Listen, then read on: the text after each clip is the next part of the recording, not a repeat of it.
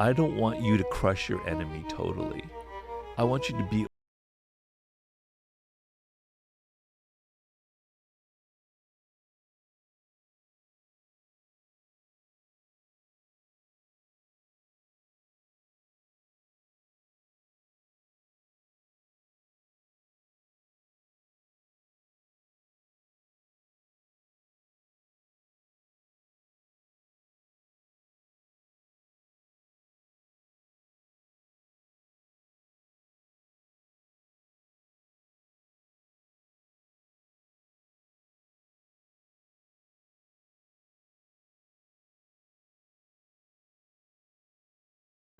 It's almost a question that makes me want to cry. I'm so sorry. This is the Big Deal podcast, and I'm Codie Sanchez. I am so excited, you guys. I have wanted to interview this man for years. He is one of my favorite authors of all time. I even embarrassingly told him that today. And if you, like me, want to understand power, you want to understand how do you seduce someone, you want to understand how do I get my way, you want to understand why is it that this person isn't doing what I want them to do, are these people actually out to get me? What is the truth of the situation that no one will tell me? Robert Greene, I think, is one of the few people in the world that will tell you the truth. He wrote the very famous book, 48 Laws of Power, which he gave me a copy of right here. He's actually written 7 books that have sold millions of copies, all about this idea, overarching, of how do we communicate and how does power exist. We talk about human nature through the decades and centuries, the things that are true consistently, what to do in order to not be anti-seductive, and what a young person should know that no one else will tell you. I hope you enjoy this conversation with Robert Greene as much as I did. I hope you tell me in the comments how I did, because I was very nervous and I didn't sleep last night thinking about this interview. And hopefully you give it a ton of views, likes, shares, and you subscribe so that I can have him back, because I have about 452 other questions for him. So if you have questions for Robert too, put them down below. I promise you, next time we'll go even deeper. Without further ado, the one, the only Robert Greene. Do you think best when you write, or when you speak, or when you read? Wow. I mean, when I'm reading, I'm doing a lot of thinking, and I have a very active way of reading. I take notes and I write in the book, in the margins of the book. And if I don't like a book, which happens every now and then, I'm like crossing everything out and I'm writing "F you" on the margin stuff. No. I argue and I talk with the book as I write it. But when I'm talking, sometimes I don't feel like I'm bringing my ideas as clearly as I'd like to. So I really think best through the form of writing. But I've always handwritten my first drafts. Now I can only handwrite because I can't type. I used to be a very fast typist. Now I can't because of my stroke. So I handwrite. And there's something about, because, you're younger, people who are younger, they don't even know what handwriting is anymore. Yep. It's like something that, from thousands of years ago, as far as they're concerned. But when you handwrite, there's a different feeling than when you type. There's more of a direct connection between the hand and the brain than the computer. So I feel like when I'm writing, I'm kind of scratching on the page something that's in my ear that I'm hearing. It's getting a little bit hard to describe right now, but I'm actually going through that as I'm writing this chapter at home, which I'll be returning to when I leave here. I love that. I feel similarly. I think best when writing, and that ability to, it's almost like an emotional transfer via the pen is hard. You could type hard on the keyboard, but you can't get outside of the lines, right? There's some Right. like sort of structural process to it that you're bound by within the computer. Yeah. Whereas with a pen, this is your sword. You get to do with it as you will. You can't really constrain you. Yeah. And I always liked that same thing. It's funny because the last time I reread your very first book, 48 Laws of Power, it was on the computer, or I guess on the iPad. And so I forgot about the Yeah, I don't know if margins. the iPad or the ebook, I don't think they do include They they don't. couldn't. Yeah. So But this is so magical. It's actually astounding more people don't copy you in this age of everybody copying everything with this really signature margin you have that it does almost feel like I'm talking somehow yeah, to you and this is your personal book. yeah. How did you come up with that idea? Well, it's 26 years ago, or well, more than that, 28 years ago when I started writing it. Wild. So it's, but it kind of came together in this organic way. I remember I'm Jewish, and I was bar mitzvahed when I was 13 years old. And before that, you have to go to Hebrew school. Yeah. And you have to read the Torah in Hebrew. So I learned Hebrew. And when you read the Torah, there's the Torah, the passage from the Bible, and on the margins are commentaries of the passage written by authorities from thousands of years ago. That idea must have sunk in my head as kind of, authorities on the margins kind of commenting on the material. And I've read other books that have done that. It's very rare, but somehow I felt like there were these amazing fables and stories that I had researched, but I can't incorporate them in what I'm writing. I want to have several voices going on at the same time. So each of the material on the margins, which are quotes from books, they're fables, they're from all different sources. They're like a conversation that is happening with what I'm writing. I'm like commenting on it through them. So there'll be a famous fable from the ancient Greek writer Aesop's fables that explains in a kind of very elemental, almost childlike way, a story about power, and it relates directly to what I've written there. I just find that a very powerful form of writing, right? Yeah, and it sticks with you. Yeah. It does. Yeah, there was one of them. You just handed me this beautiful version of the book in its 25th anniversary edition. Is that what this is? It is. Well, it was 2023 was the 25th anniversary. God, we're already in 2025. So it came out a year and a half ago. We are getting old. And there's this one, I was going to start somewhere else, but I want to start here. Yeah. A story about Kissinger that involved a report that Winston Lord had worked on for days. And after giving it to Kissinger, he got it back with a notation, "Is this the best you can do?" Right. Lord rewrote and polished and finally resubmitted and came back with the same curt question. And after drafting it one more time, once again getting the same question from Kissinger, the Lord snapped, "Damn it, yes, it's the best I can do." To which Kissinger replied, "Fine, then I guess I'll read it this time." Yeah. What are you imparting with that story? Well, sometimes the best kind of communication isn't necessarily direct. So if I tell you exactly what I want, Cody, in some report or anything, you might get a little bit rebellious. You might go, I thought I'd written it perfectly, If I tell you exactly what to do, you're going to be just mimicking me or something. But if you signal to somebody else that what they wrote may not be quite right, it makes them think, right? Instead of I just criticize directly and they get all emotional and all upset, and you say something directly about what you didn't like, if you just say, "Is that the best you can do?" it makes the other person go, no, maybe I can make it better, right? It's a form of communication that's very powerful. And I'm very interested in that because we're people who are too verbal. We tell people exactly what we think, exactly what we want. We give instructions to people. But if you can be clever and you can kind of indicate and you can kind of send them in a certain direction, it's a much more powerful form of communication. Kissinger was kind of a master of that. Yeah, it's an incredible story. I was pushed out of 2 companies before. And both times, it's because I violated rule number 1. Oh, but well, I believe I violated it several times before I wrote the book. Interesting. So the first So rule... what happened? Tell me what happened.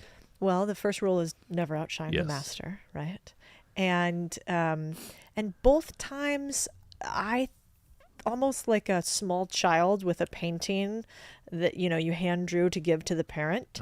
I kind of, won an award, grew a business line for another business and brought it like this little excitable child to the larger partner at both firms that I was working at the time. What kind of firms are these? Finance firms, Okay. private equity. And and basically thought that this was me showing what I'd learned and how smart I was to this person. Yeah. And isn't this great? And look at what we're doing. And quickly realized, oh, they wanted to be on the cover and not me. And me taking that, I should have instead brought it to them and said, you should be on here, as opposed to taking it for myself. Yeah. And so it took me literally 2 go-rounds until I finally realized Well, what my happened? Did they mistake. fire you or? Well, no, both times it was more subversive. To your point, it was, little workarounds and, let's put resources to this company and not Codie's segment of the I see. company. Yeah, exactly. Non-direct communication. Yeah. And I didn't know to play the game. I was so linear and so direct and Yeah. missed so many EQ signs. Well, that's why I wrote the book.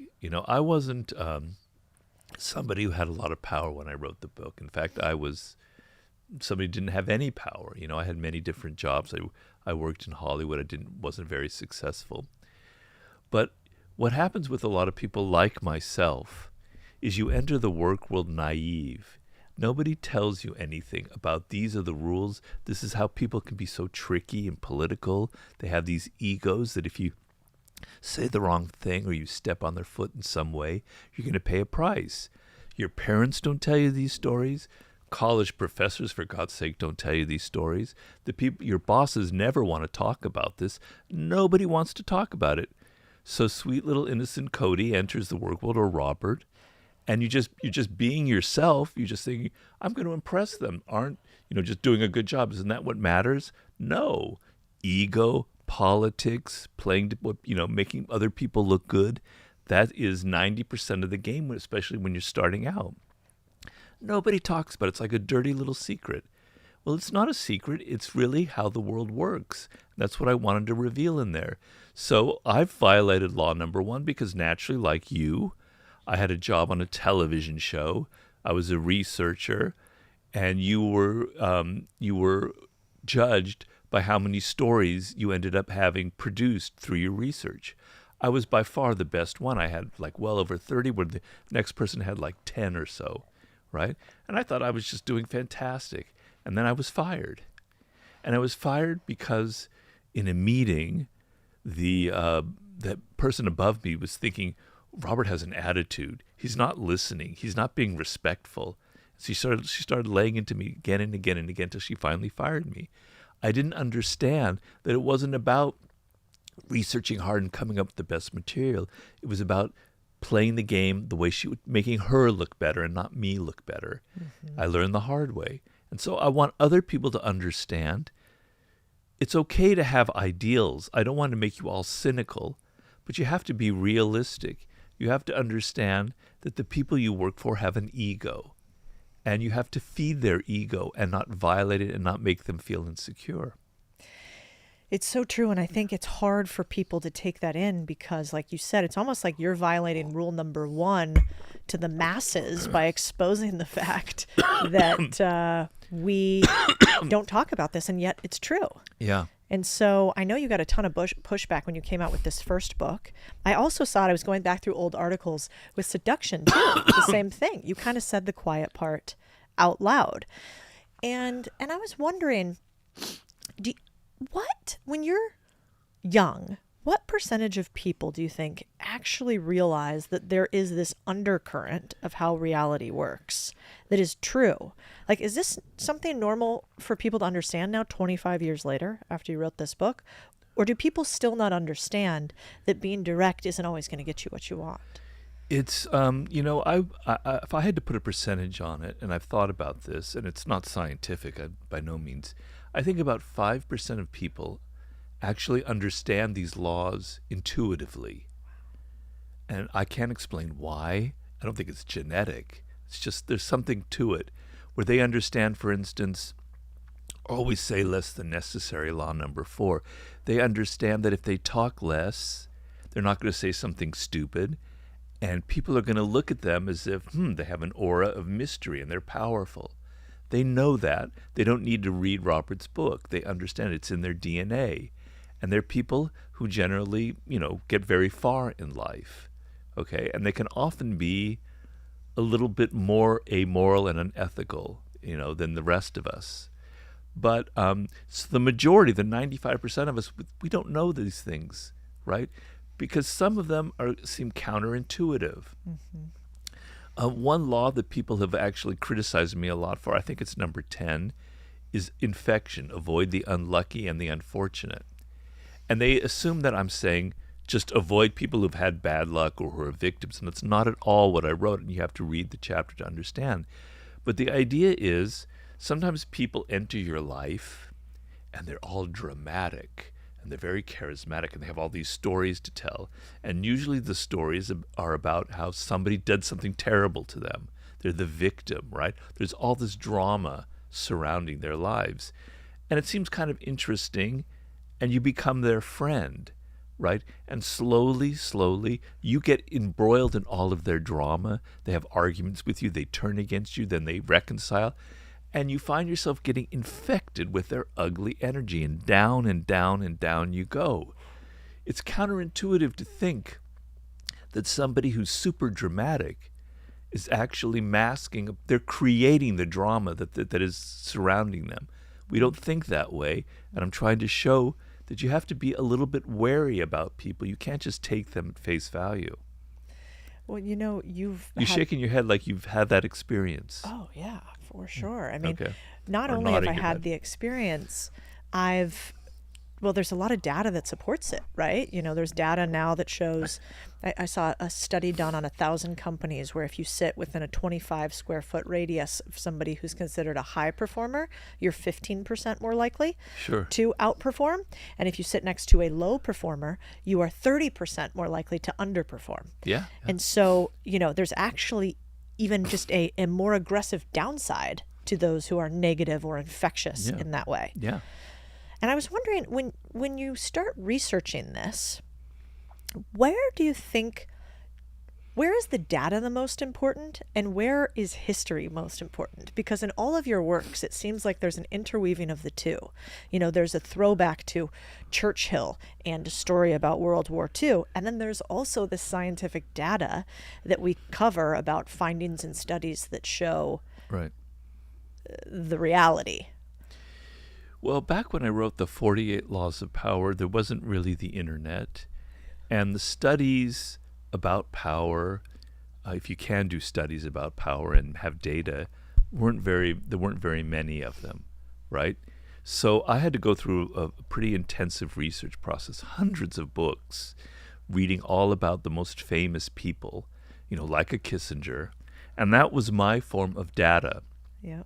So when I read all these stories of very powerful people, kings, queens, courtesans, financiers, the whole slew of them, I'd see trends, and that trend would signal to me a reality about human nature. Mm-hmm. So the two are interwoven. My research and my going through history was the evidence, was the scientific material that I based it on, as well as my own experience. So I've said it before, but prior to writing the 48 Laws of Power, I was not a successful person, I have to admit. I had at least 50, 60 different jobs. My wife and I once counted, and we went back, and I think there's even more that I forgot. And I had so many bad bosses, so many people who were so political, so stupid, so incompetent, not all of them, of course, that I had all of this material, right? I had stored up all of these stories in my blood about these people who were so manipulative. And I had studied them, and I had the pain inside of me of having made these mistakes. So the book is a combination of my own kind of personal pain about the work world. It's not all bad. There were some great things too. My own personal pain and this deep level of research. So if I found a story from 3,000 years ago, from ancient China, that revealed something about one of the laws, and I saw something in the 1970s, I go, well, there's something very true, very real about it. There's something deep in human nature that confirms this particular law. So does that answer your question? Yeah. Okay. Yeah, it's you're almost like an anthropologist in a way, kind of going back through human nature over the decades. Yeah. Well, over the centuries. What about, do you think Do you think that those who are, maybe how they would be labeled today, narcissists or sociopaths or dark triad, are they the type of people that understand this undercurrent of humanity better than a normal person? A quote unquote, I don't even know what a normal person is. But do the darker aspects or avatars of human nature, do they understand these laws more than a normal person? That I made that comment earlier that some of that 5% may be people who are what you're talking about. I don't think all of them are. I don't think everybody who's really good at power and has a good feel for it has these dark qualities. It's a mix of things.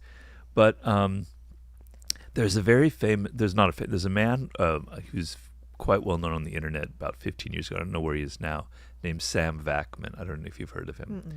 Sam Vakman admitted that he was an incredible narcissist, a very dangerous, dark narcissist who manipulated people terribly.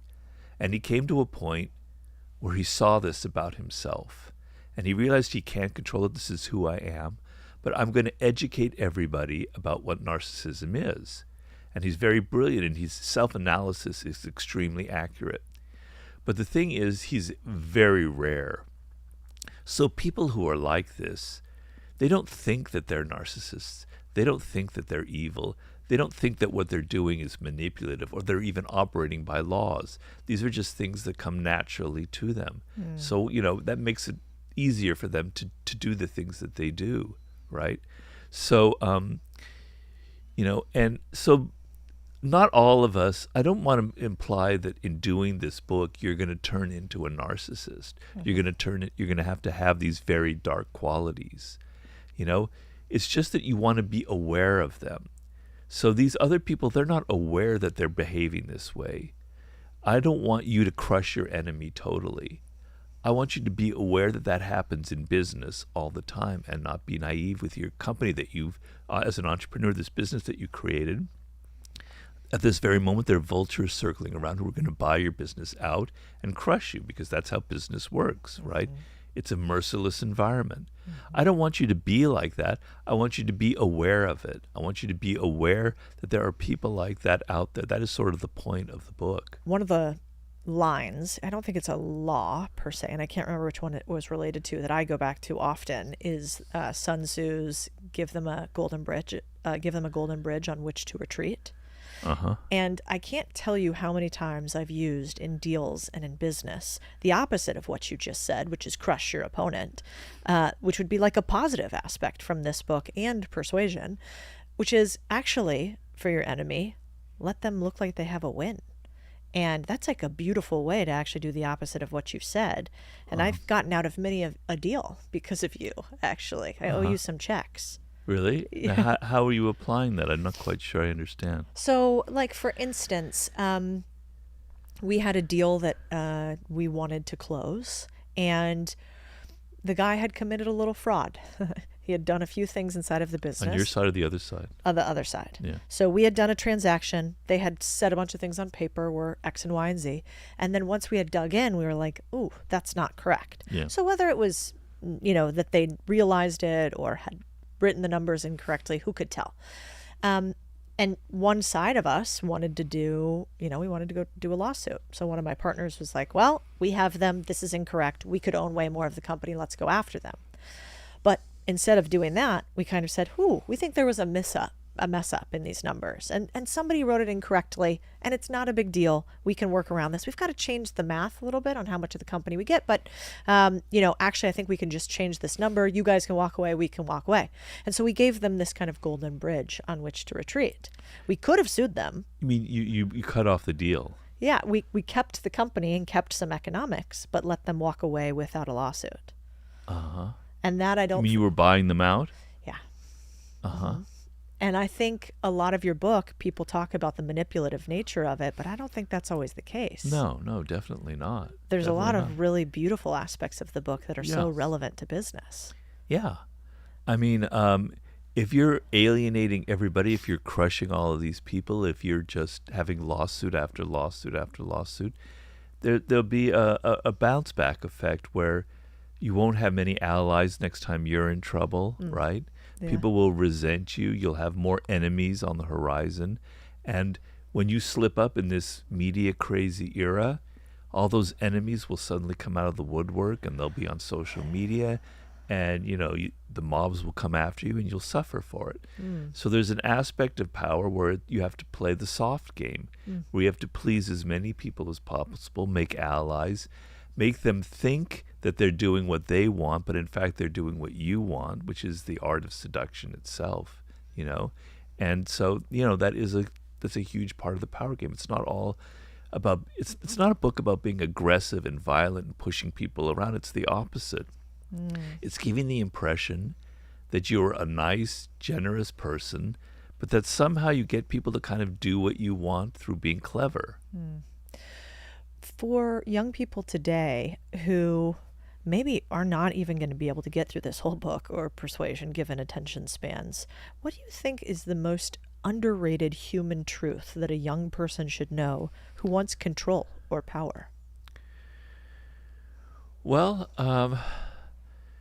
it's a good question. I mean, there's many aspects. You mean like a particular law of power, or Could be, or it could be something that sits with you that you're like, I want to talk about this more. I think young people should think about this more. Well, okay. Well, what I would say is the most important skill that you can have in the work world, in the business world, and in life is knowing how to observe people and not be so wrapped up in yourself and be outer directed. So when you're in a situation like you've entered a job for the first time, your tendency is to be all insecure and think, did I say the wrong thing? Am I dressing correctly? Am I fitting in? And you're not observing, you're thinking about yourself, right? And the whole game is to be observing. It's like you're observing the world, the different games that are going on, what people are doing, what they're like, what their tastes are like, what the boss is like. There are all these levels of power going on. You want to get outside of yourself and simply observe, right? And not be thinking about yourself as much. And if you become a really good observer of people, which is something that I developed over all of these different jobs that I had. I wasn't necessarily the best person figuring out the game, but I was very observant about people and their nature and their flaws and such. If you become an astute observer of the people around you, you will have the game will be much easier to manage, right? You will know this is a person who is insecure. I cannot offend them. I cannot say the wrong thing to them. This is a person who's strong and secure. I want to be with them. I want them to mentor me. They can, you want to be able to take criticism from other people. In other words, be less insecure and be more kind of outer motivated and paying attention to the people around you. And so it sounds like sort of half the battle is sort of naming what other people are. So saying like, this happened, Robert did this thing, which tells me he cares about how he's perceived. Perception and relevance is important to Robert. So I'm going to name a person like that. Right. And so often when you're young, you're just thinking, I, me, me. You don't even know to name another. Right. Interesting. Well, the thing also that you want to understand is everything is a sign. So when you're observing, another thing is enjoy this aspect of it because it's actually a lot of fun. It's like watching a movie and observing people and understanding them. But everything people do is a sign. So if they're showing up late at meetings or they're not returning your phone calls, it's not some innocent event. It means something. It's coming from some place within them. They're telling you something about themselves indirectly. If their desk is a mess, right, they can't organize their desk, it's a sign of something else going on inside them, right? If they're not returning your phone calls, on and on and on. Every little thing that people do. Sometimes when I read an email, I can sense that there's a little bit of anger as an undertone. You can sense people's tone, not just in what they say, but in how they write something, right? There's not this usual kind of polite tone. There's a little bit of a sharpness. There's a word or two that indicates that they're upset, they're angry. Every little thing that people do is a sign. You're not paranoid because it's actually a lot of fun and you're decoding what's going on because people wear masks. They smile and they say, I love your ideas, Cody. You're brilliant. You're wonderful. But inside they're thinking something else. And you have to be able to pick up all of these signs. Yeah.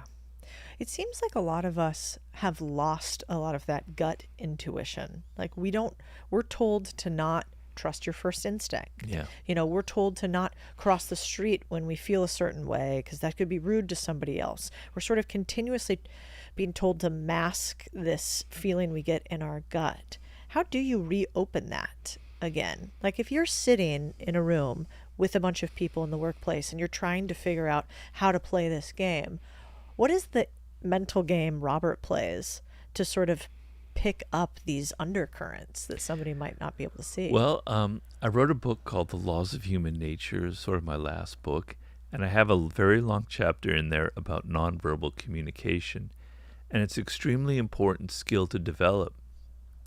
And what that means is people can say anything they want to with words. In fact, they generally do. They never really exactly say what's on their mind. That's how it is in the social world. Because if you said what was exactly on your mind, you would be offending a lot of people, right?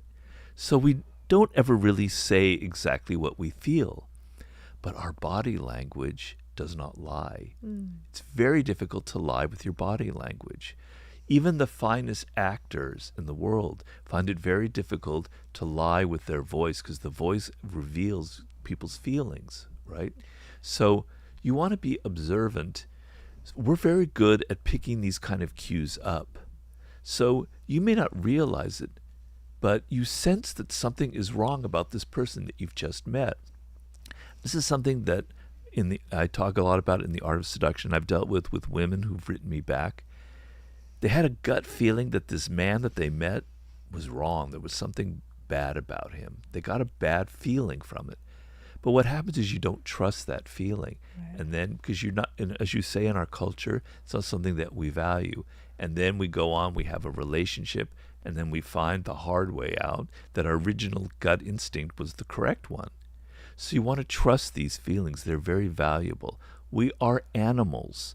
We think we're all so intellectual. We've got our frontal cortex that governs everything.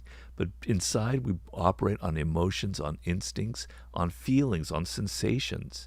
It's a nonverbal form of communication. It comes out in people's gestures and how they move, how they stand, right? They're at a party. You're talking to them, but their feet are pointing in a different direction. They're not so interested in you. Their eyes reveal if they're really listening to you or not. A real smile lights up the whole face. A fake smile's all kind of tight. That's wonderful. I really like, right? Yeah. On and on and on. It's this insane language. You can understand exactly what people are thinking. But you have to do this, to be able to reach this kind of level of understanding, you have to shut off your own mind. You have to shut off all your internal chatter. And you have to observe. And you have to see, exactly try and read and detect what that particular sign means. And you won't believe how often you are very accurate with it. You can detect people's resentment, people's envy. And as I said, I wrote a whole chapter about signs that you can look at tomorrow and learn about this language. It's just that you're not paying attention and you don't value this form because we're so verbal. We think everything has to do with words, but it doesn't. Yeah. You've said seduction is a form of deception, but people want to be led astray. Yeah. What do you mean by that? Well,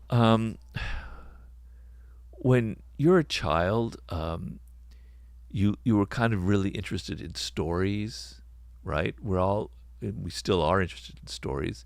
But what you like about stories from a very early age is the fact that a writer is leading you in a certain direction, but you don't know where they're going, where they're taking you, right?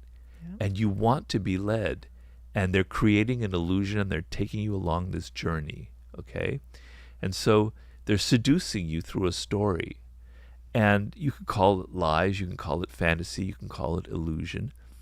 But reality is kind of harsh, it's kind of difficult.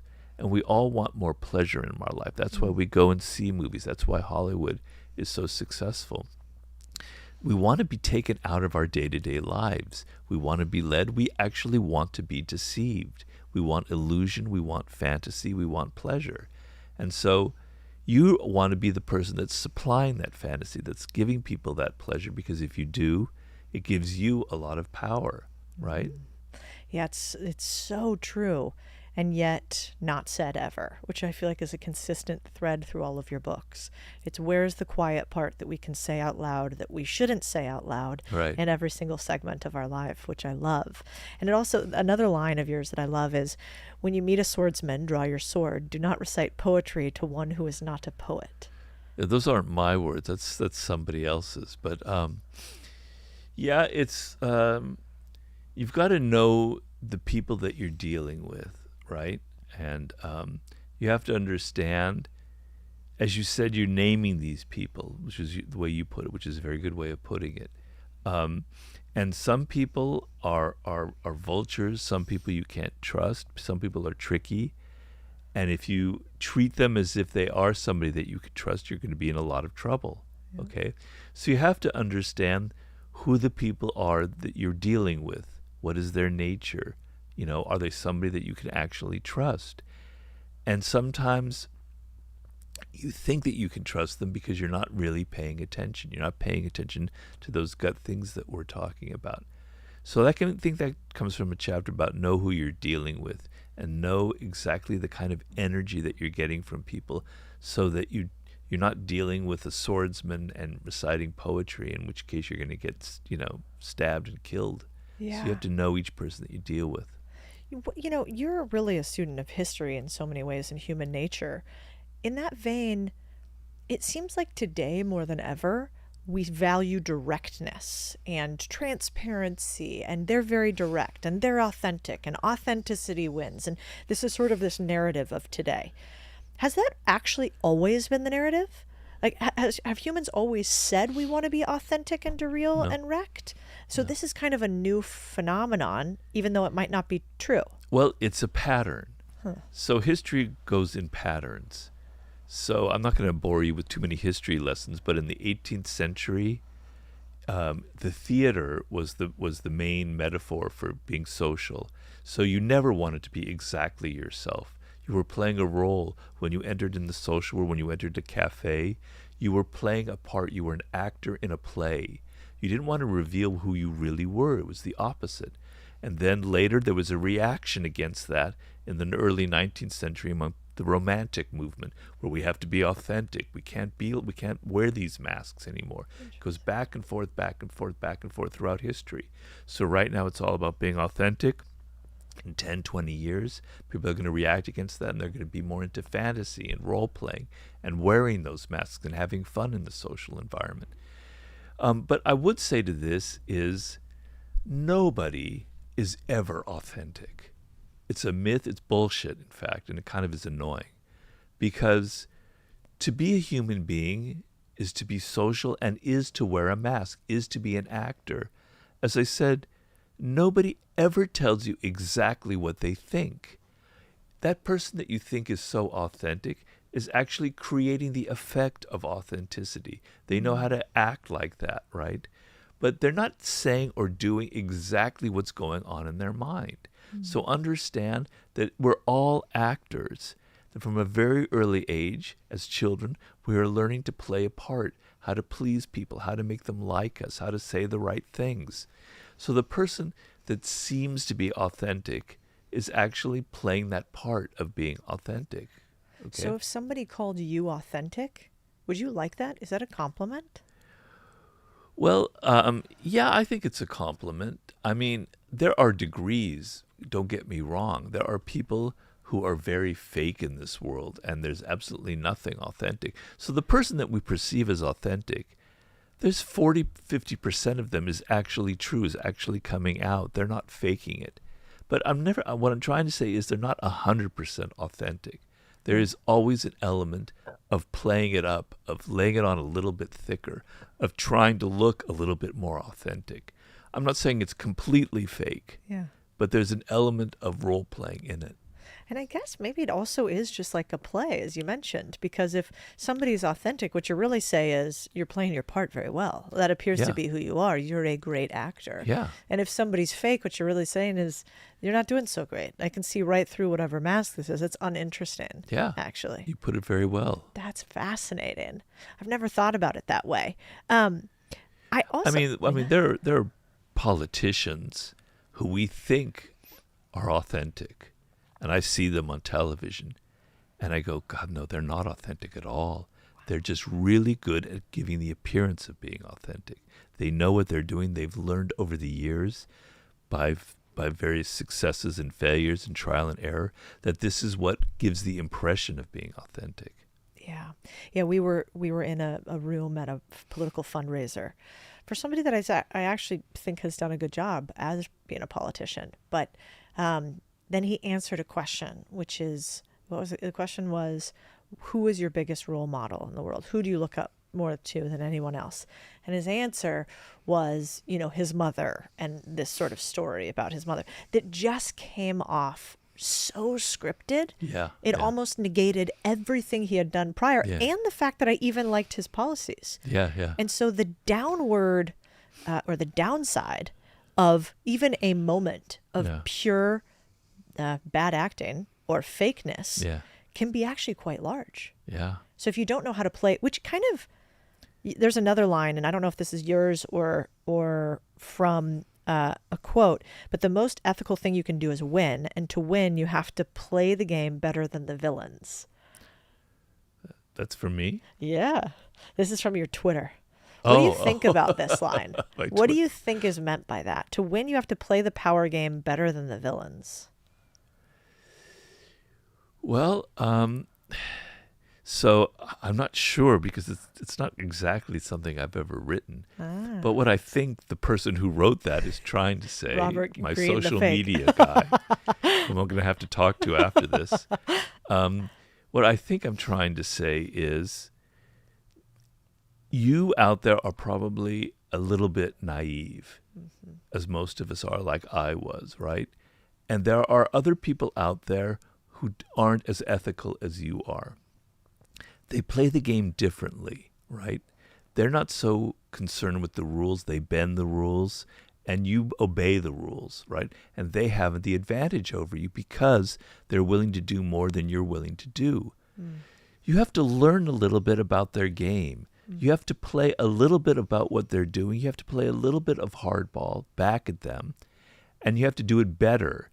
Because what's wrong with a lot of villains is they're actually not as smart as you think. They're operating on emotion. They're pushing people around. They're powerful. They think they're so great. They're egotistical. They're grandiose. They think that they can't do no wrong.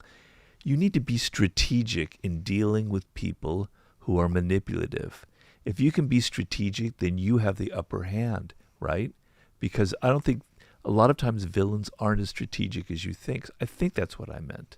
And a lot of times it seems like we just act. We don't actually think about what our actions are. We speak. We don't think about what we speak. We're sort of this hit a knee, hit yourself on the knee, and you have reflex, this reflex action. And so if you're a type of person who overlays, 10 or 20% of let me ponder my interpersonal communication more than the next person, you might win more often. That's right.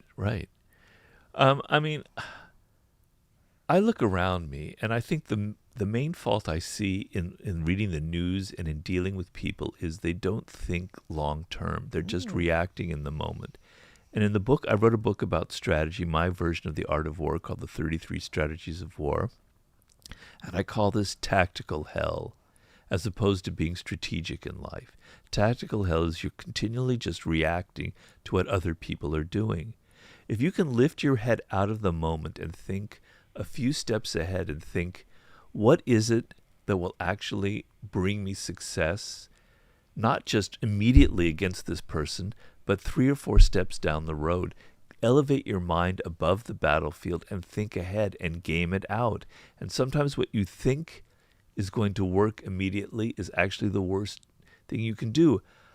I'm taking a political example right now that's in the news.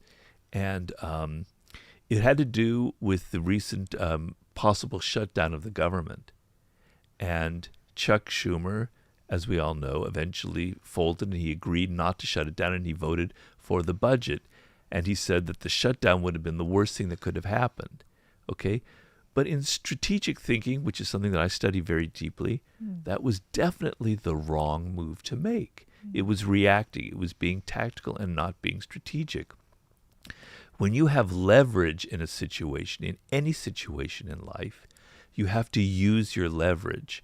And what a lot of people do, they're afraid of the leverage that they have. They're afraid they're going to offend the other person. They're afraid they're going to go too far, and they kind of compromise, and they don't use what they actually have. And what that signals is you're weak, we can play you, and the next time around, we're going to negotiate the hell out of you. We're going to beat you, okay? You have to signal to people sometimes that you're going to use your leverage, that even if it means something bad is going to happen, like a shutdown, I'm signaling to you that I'm not weak, that the next time around you have to negotiate with me. That's long-term thinking. That's getting out of the immediate reaction and going, the bigger game is long-term, right? And there's going to be more and more situations where you're going to be conflicting. You want to signal to them that you're not a pushover, that you can resist them, that there's something else going on. Yeah, it's such a superpower, and it's so hard to do. I remember the first couple deals I did, I was scared. I didn't realize, you said it perfectly, which is you're scared of your own leverage. And I think it's also you're scared of people not liking you. Yeah. It feels like, especially today, likability is another thing we want. We want authenticity because we think that it will make people like us. Yeah. And if we're not liked, we think that that is bad. Whereas, the guy on the other half of this book, Machiavelli, famously, he was the one that said it is better to be feared than loved, Yeah. right? Do you think that's true? It depends on your situation. The reason why Machiavelli wrote that is if people love you, love is a very ephemeral thing. Yeah. So people can like you and love you, and that's great. But the next day, something happens, and they don't like you as much. You don't do something that pleases them as much, and that love turns into something else. But if they fear you, that fear ain't going away. It's strong, it's stable, it's there. They can't change it. Because they know that if they cross the line, they're going to pay a price. You're going to hit them, whatever it is, right? So fear is much more stable. It's much more powerful. But you can go too far.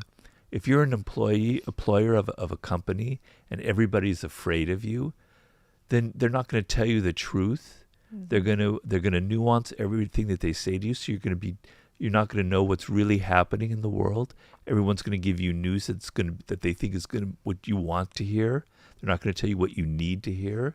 They're not going to be as creative. They're not going to share their own ideas. So you can go too far with that, right? So for specific situations, I always tell people and clients that I consult with, you want to have the touch of fear. You want them to think that if they mess with you, they're going to pay a price, that they can't push you around.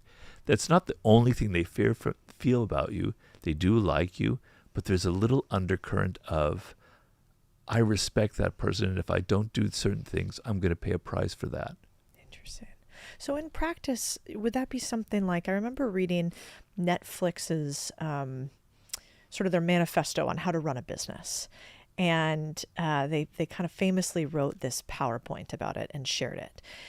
And they basically had a zero policy, which is like they tried to have almost no rules at Netflix. And they were like, we trust you guys to be employees. You can take as much time off as you want to. You can spend whatever you want. No hotel minimums, no plane costs. If you think you need first trust or first class, take it. And so that was their policy. But the way that they enforced it was interesting because they said, do whatever you want, as long as it's in the best interest of Netflix. Yeah. And so how I think they enforced it would be like exclamation points of fear. So they basically would say, well, this person spent a bunch of money on themselves and, didn't go to meetings that they said that they went to. That was thus not in the best interest of Netflix. And then they would sort of publicly fire this person and talk about it and say, this is why this person was fired. So is that an example of how to be, yes, we can be generally loved from having this wonderful open policy, but upon, somebody doing something wrong, exclamation point of fear is this person was fired, and we will do a public showing of it. Yeah, I think that's very powerful. I've seen that in sports. Vince Lombardi, who was a great coach of the Green Bay Packers back in the 60s, probably one of the greatest football coaches ever, he had a policy of treating everybody equally. There were no stars on the team, even though there were players who were better than others. Everybody got the same equal treatment, which made the people who weren't making as much money feel very good, and it sort of created a team spirit. But if one person stepped out of that, if one person did something that showed that they weren't being part of the team, right, that they had an ego, he would punish them really hard. He set an example. And so what you want is you want a cohesive team. You want a group of people around you who are all working on the same page. But if you spoil them, if you let them do whatever they want, then they will do whatever they want. But if ever occasionally you set an example, you punish someone, you show that there are limits to what they can do, it's a very, very effective means of management, of controlling people, of giving them leeway, because you want people to be creative, you want people to enjoy their work. It's something that I practice as well with people who work for me. Occasionally, I want you to know that there are limits. You cross them, I will get really upset with you, right? But generally, I try to be very nice. But that occasional use of the whip is much more effective than if you're whipping people all of the time, or if you have no whip at all in your hand. Yeah, kind of like Pavlov's dog. At some point, if you just keep shocking them consistently, they just lay down. Yeah. Interesting. So right now you're writing a new book. Yes. What are you obsessing on currently? Like, what is in that mind of yours today? Well, I'm finishing a chapter. It's a book about the sublime, which is, I had a stroke and I had a near-death experience. I came very close to dying. Somebody basically saved my life. My wife did. I maintain that kind of experience changes how you look at life. The things that you took for granted, you no longer take for granted. And so when I look at the world, when I'm being alive, just being alive as I am right now, it's actually a very strange feeling to be alive, because I came very close to death. And it made me realize that despite all of the horrible things that are going on in the world, it's actually incredibly insane that we humans are at this moment in history, that in the course of 30,000 years, we went from being, whatever we were, to having all this incredible power.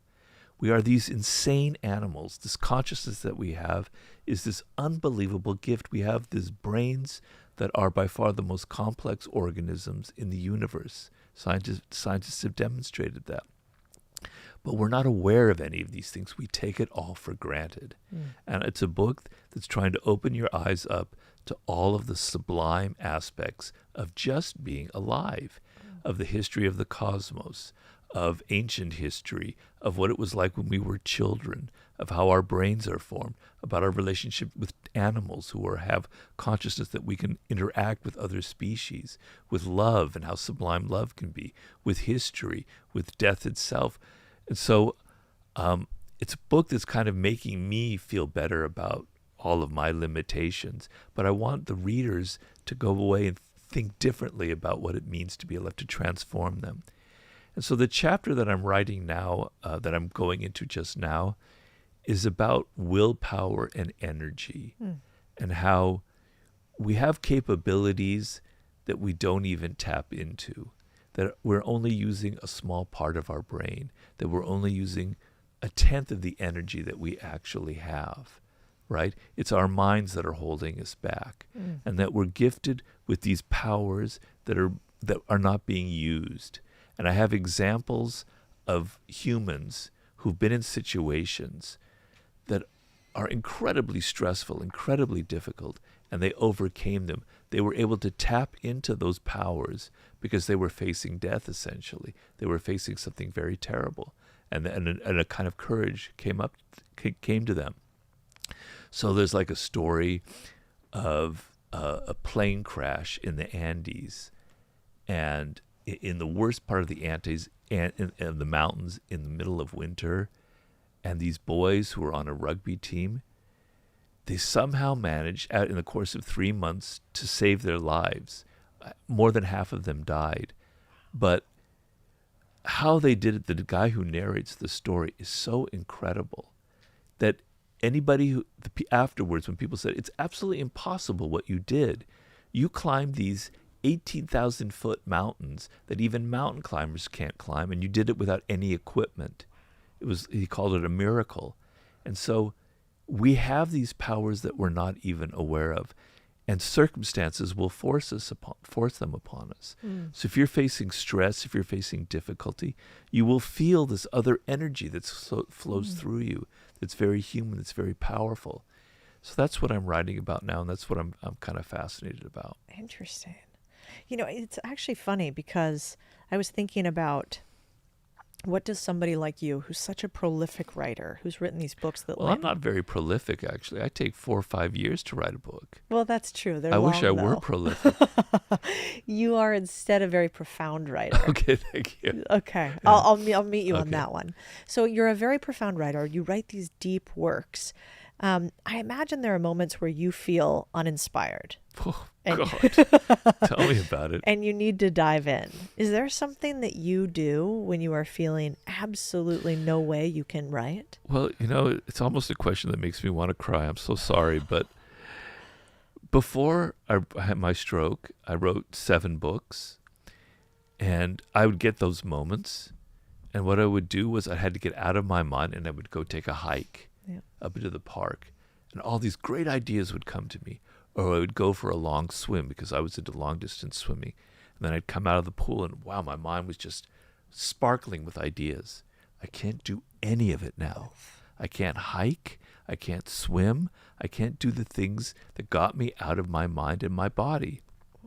And I'm writing a book that has to be exciting, that has to excite the reader every single page, every word. I can't write a dull book about the sublime. So what I do is I have to work on my head. And so I'm sitting there writing this thing and it's not coming out right. I have to step back and I have to put myself in the mood and I have to go, this is an incredible privilege you have, Robert, to write this book. Let's get into the spirit of it.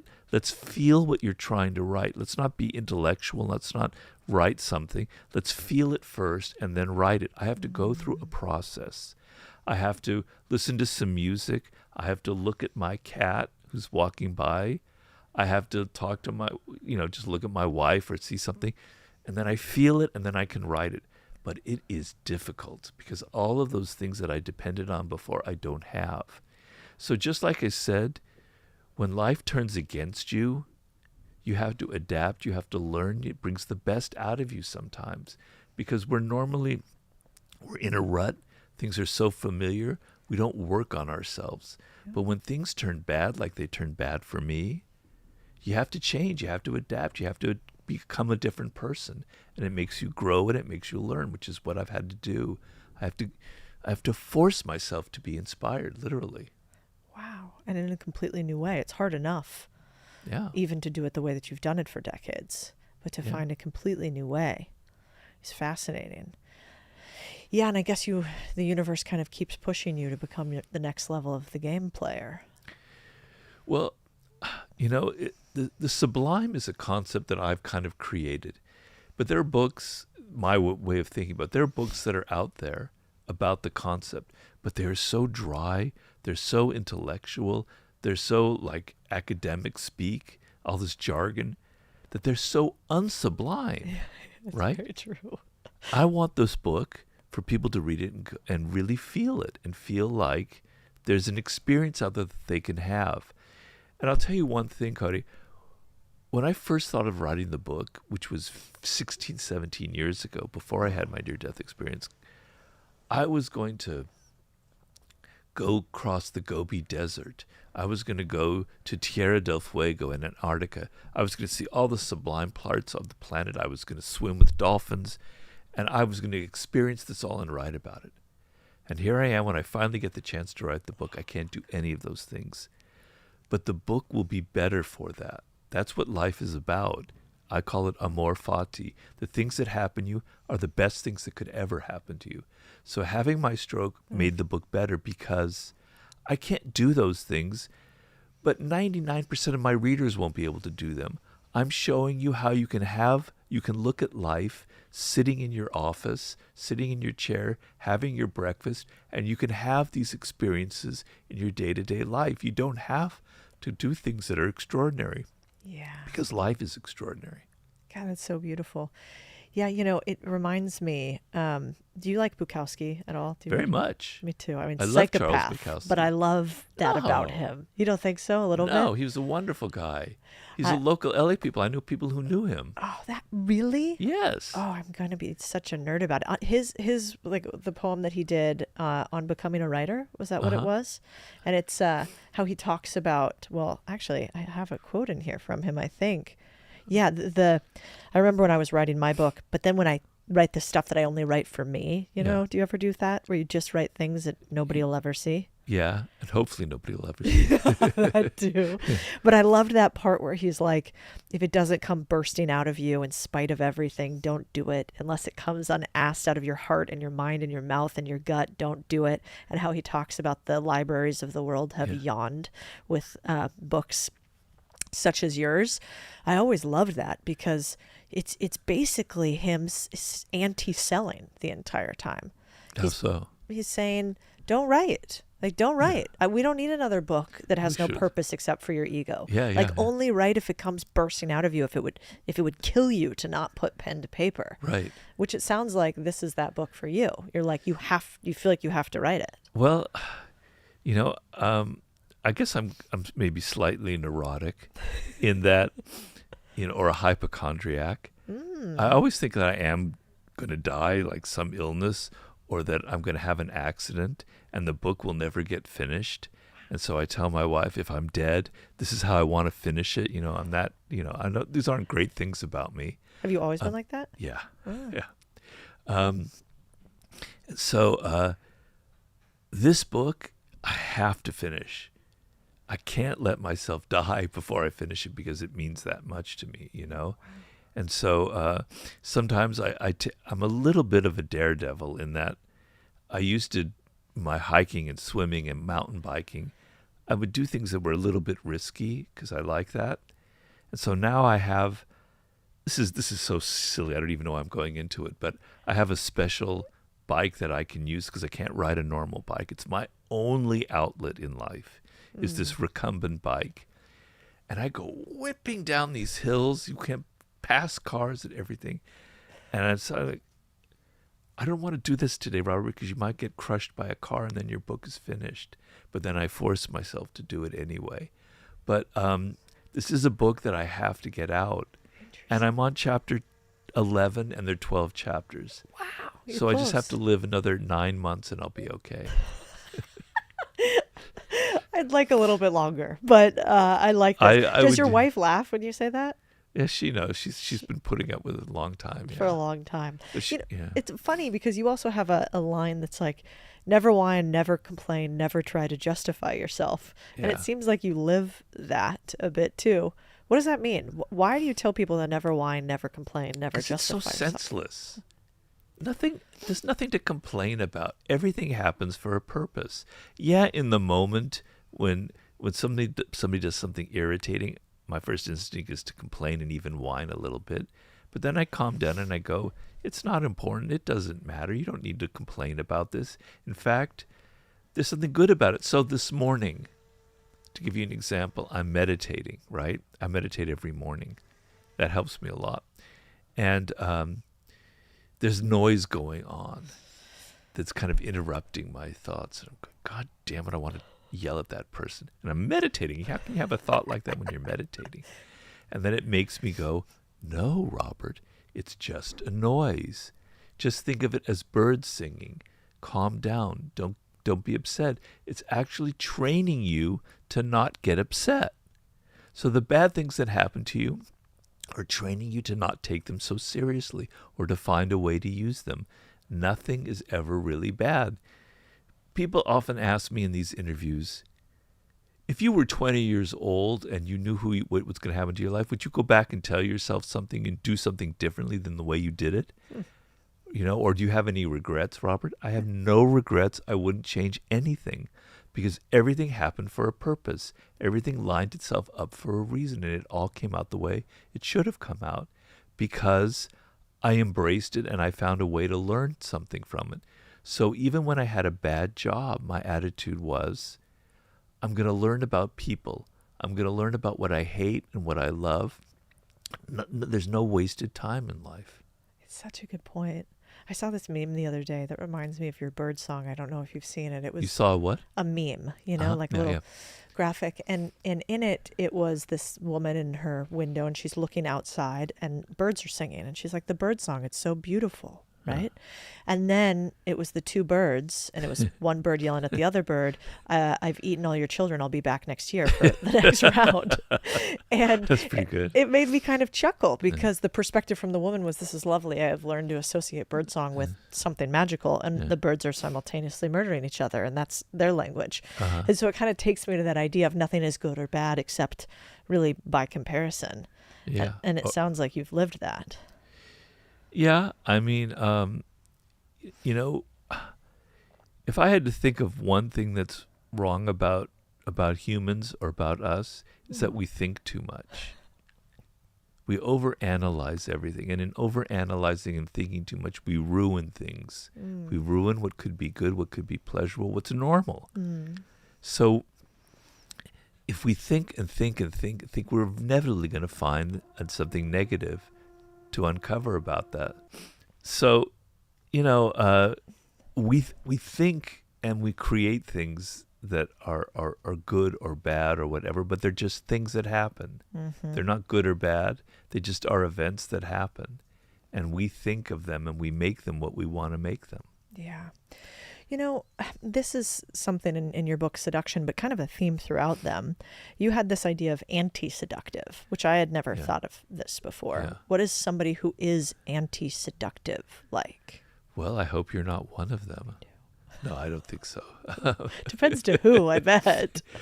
Well, you know how some people are good seducers. And it could be not just for sex, it could be socially or politically. They're very calm. They know how to tell a good story. They have charisma. They have energy. Their face lights up. They know how to say the right things, and they attract you. Okay, but there are people who do the opposite. They say the wrong things. They do the wrong things. They dress the wrong way. They take you to the wrong places. They repel you. They are anti-seductive. Nobody wants to be around them, right? And so what are the qualities that make a person anti-seductive? So one of them are people who talk too much, who are always bragging, who always have a story to tell. In the realm of seduction, women often complain of men who explain. They explain everything. They explain exactly what you're doing, what you mean, right? They call it mansplaining, okay? So people who tell you everything, who are doing 95% of the talking, and they don't think they are, they're extremely anti-seductive. People who moralize, who tell you you're wrong, this is what you need to do, this is what's good, this is what's bad, that's anti-seductive, right? They preach to you. People who are always bragging about themselves like they're so great, that's a very anti-seductive quality. I think being vulgar is an anti-seductive quality because it's like, you have no self-control. You don't look at yourself and realize what you're saying or how you're dressing or how you're looking is actually kind of off-putting, right? So a seductive person is self-aware. They're self-aware of their body language, of the clothes that they wear, of how they talk. The anti-seductive person has no self-awareness. They enter life. They don't look in a mirror. They don't think about what they're saying. They just think they're being natural, and they offend a lot of people. I've definitely met all those types and been all of those types at varying points as well. No, you haven't. I try not to. I don't believe that. Well, I think as you get older, like a little bit, you start to realize, that story isn't so necessary to share so broadly. Like being so loud isn't so necessary all the time. Right. Just the other day we were talking about how even being too familiar can be in some ways anti-seductive. Yeah. And that's kind of what you talked about before, which is this little bit of, there's almost like some sort of removal, a slight, what would you call that? A little bit of air of mystery. Yeah. So I know I was talking to a celebrity, I won't mention names, who was saying, Robert, you talk in seduction about mystery, but in the era of social media, you have to be out there all of the time, right? You talk in the 48 Laws of Power of creating distance and absence, using absence to create respect and honor, which is one of the laws. How do you do that in the era of social media? You always have to be out there. You have to be familiar. And I say, if you do too much of that, I'm not going to use her name, people will become so familiar with you that you're going to lose that aura of being a celebrity. They're going to take you for granted. And you might shine for a year with being out there and having all of your posts and doing all these things. But after a year, they'll find somebody new who they haven't seen before, and you're not so new anymore, and they'll find them and they'll leave you, and it'll be very painful for you. You have to keep people on their heels. They can't know everything about you. And what I said is, disappear for a couple weeks. Make people talk about you. Make people wonder, why is she not posting as much? Why are we not seeing what she's wearing in the morning and having for breakfast and all these other things? I said, Beyonce did that. She disappeared for like a couple of years, and then she comes out with like a country western album that nobody expected. Michael Jackson did that. He would disappear between albums for 3 or 4 years, and it just made people go crazy and talk about him and wonder who he was. That was before the era of social media, I grant, but you have to disappear sometimes so people don't take you for granted. If they know everything about you, it's human nature that you become too familiar and they're not interested in you anymore at a certain point. So you have to create mystery. Man. Do you think you have to do that in interpersonal relationships too? Yes. How does one create mystery, let's say, in a relationship? Well, it's that you think of doing something that's going to surprise the other person. Now, nobody knows you completely. Your husband doesn't know every single thing about you, Cody.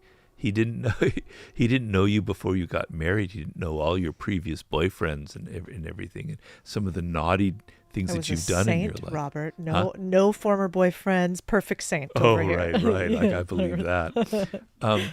So he doesn't know these things. He doesn't know you completely. So if you give him a sense of, I'm sorry, what's his name? Chris, I forgot. Chris, you show him something that he didn't know about before. He goes, wow, I didn't know Cody. I was taking her for granted. I wasn't, I think I knew everything about her. She showed me something that surprised me. Maybe the surprise isn't something good, but at least it like keeps him on his heels. It makes him think about you. Because in a relationship, people will take you for granted after a couple of months, right? They were so interested in you in the beginning, and now it's kind of dwindling. They take you for granted because they think they know everything about you. If you surprise them, if you say something different, if you take them to a place where they never thought that you would take them to, if you dress a certain way that seems a little bit out of character, not completely out of character, they go, wow. But you need to do that in a relationship constantly. Otherwise, it's just going to fizzle. All the energy is going to go out of it. That's so beautiful. It really feels to me, what I'm reminded speaking to you and every time I read your books is it's this beautiful game, whether it's a play that we all are playing. And if you do it in the right way, that is somehow how you want to play the game too, you can have outsized outcomes without that much additional effort. That's right. Which is a beautiful thing. I cannot wait to read your next book. When is it out yet? I can't wait to have you read it, because that means it'll be finished. I bet. Just it'll be careful out on your bike rides. Said careful on your bike rides.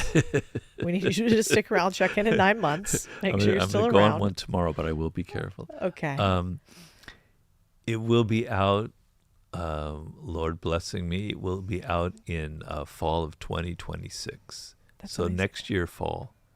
Wow. Okay. Well, we don't know the name or anything yet. That'll come out next year. It's called right now The Law of the Sublime. I like it. Robert Greene, this was so amazing. I love learning from you. I'm actually going to go back and reread a couple of your books because I've realized how much I've forgotten in them. But thank you for bringing these Thank you so ideas much into for the having world. me, Cody. I really enjoyed it. It was a great conversation. Me too, minus the drilling. We have to go murder somebody out drilling? back. I don't know. It's the I only don't know thing what I could. that was. I know. I Is just there I like was a pretending I couldn't dentist hear it. office Yeah, near here or something? exactly. Small screams. Yeah. Robert Greene. Where do you like to point people these days? Obviously, I'll do your intro and everything and get it right in that well, part. I have a website that goes back hundreds of years. Believe it's the same address. You have a great Instagram and Twitter too. Do Yeah, you prefer yeah, people but go to this is a place where everything? Yeah, Okay. it's Power Seduction and war.com. Okay, My perfect. first 3 books, and there you'll find my Instagram, my X, Twitter, whatever you call it, YouTube, TikTok, Are you the whole dancing? shebang. Are you doing TikTok dances? No, but I have like close to 2 million followers on TikTok just doing videos of, just like our conversation. They're really good, by the way. Oh, Do you thank know that you probably already know this, but you are one of the highest ranking guests for YouTube podcasts of anyone? Do you know that? Across almost all channels, like Stephen Bartlett, Chris Williamson. Yeah. Yeah, I know Stephen Bartlett. I don't know why, it's good information. but yeah, I'm very grateful for it because it's helpful. I love the world of podcasting.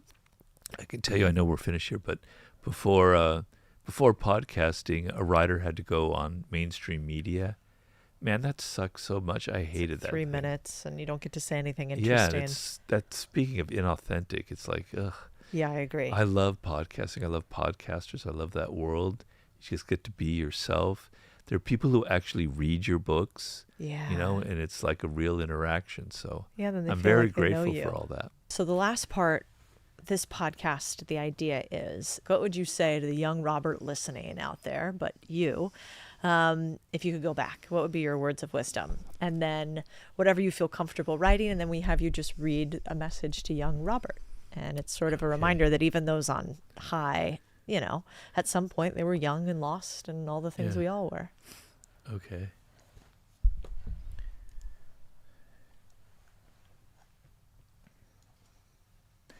So what I wrote was, listen, young Robert, everything was going to turn out fine for you. So stop worrying and feeling so depressed and enjoy your youth more because it goes by way too quickly. You'll have plenty more to worry about when you're older and things start falling apart, so try to enjoy yourself much more right now. It's beautiful. Thank you for sharing, Robert. That makes sense? Yes, it did. Okay. And I think that's true. Yeah. Even on your worst day when you're young, it's kind of your best day, isn't it? Yeah. I wish we... I mean, it's good being older. I don't regret that. It has its own advantages. I don't take things so seriously. But man, I had so much more fun when I was younger, Yeah. Yeah, I think you did say too, God, what a bummer that would be. You said it more eloquently, but what a bummer that would be if everything worked out right on the first attempt. Yeah. I think that's true. You have to learn, yeah. Yeah. Well, Robert, this was amazing. Thank you. Thank you so much for having me, Cody.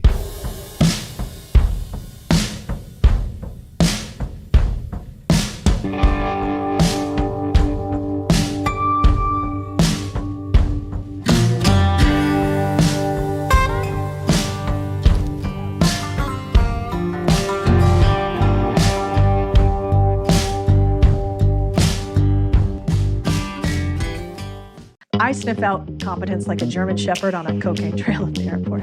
Today, we're talking about hiring people to help do the work for you. That's the power of a good operator. You do what you promise, they do what they promise, and the checks get deposited while you're living life. Now, before you get all excited with dreams of other people doing your work, let's talk about the tale of two operators. It turns out you should always use the word family really carefully. We realized, holy hell, we've actually been taken for a ride. I think you are out of your mind if you have a business that's doing over $1 million in revenue and you don't have specialized recruiters. This episode is for you whether you own a business or want to buy one, because your goal as the owner of a business is to hire a team that runs your entire business better than you. So if you're going to buy, a business, I'm going to teach you how to find that operator and hire them. If you already run a business, I'm going to teach you how to think through making sure your operator is the right one so you can own the business, not be owned by it. So in business, unlike sports, we don't fall to the levels we practice. We fall to the level of those we hire. This is the secret rule of ownership, and it's really hard. Here, the captain and all-star of your team is your operator, the one who runs the plays day to day while you fund it and find your next deal, or while you are working on the business, not in the business. Now, before you get all excited with dreams of other people doing your work and growing your bank account poolside, let's talk about the tale of two operators.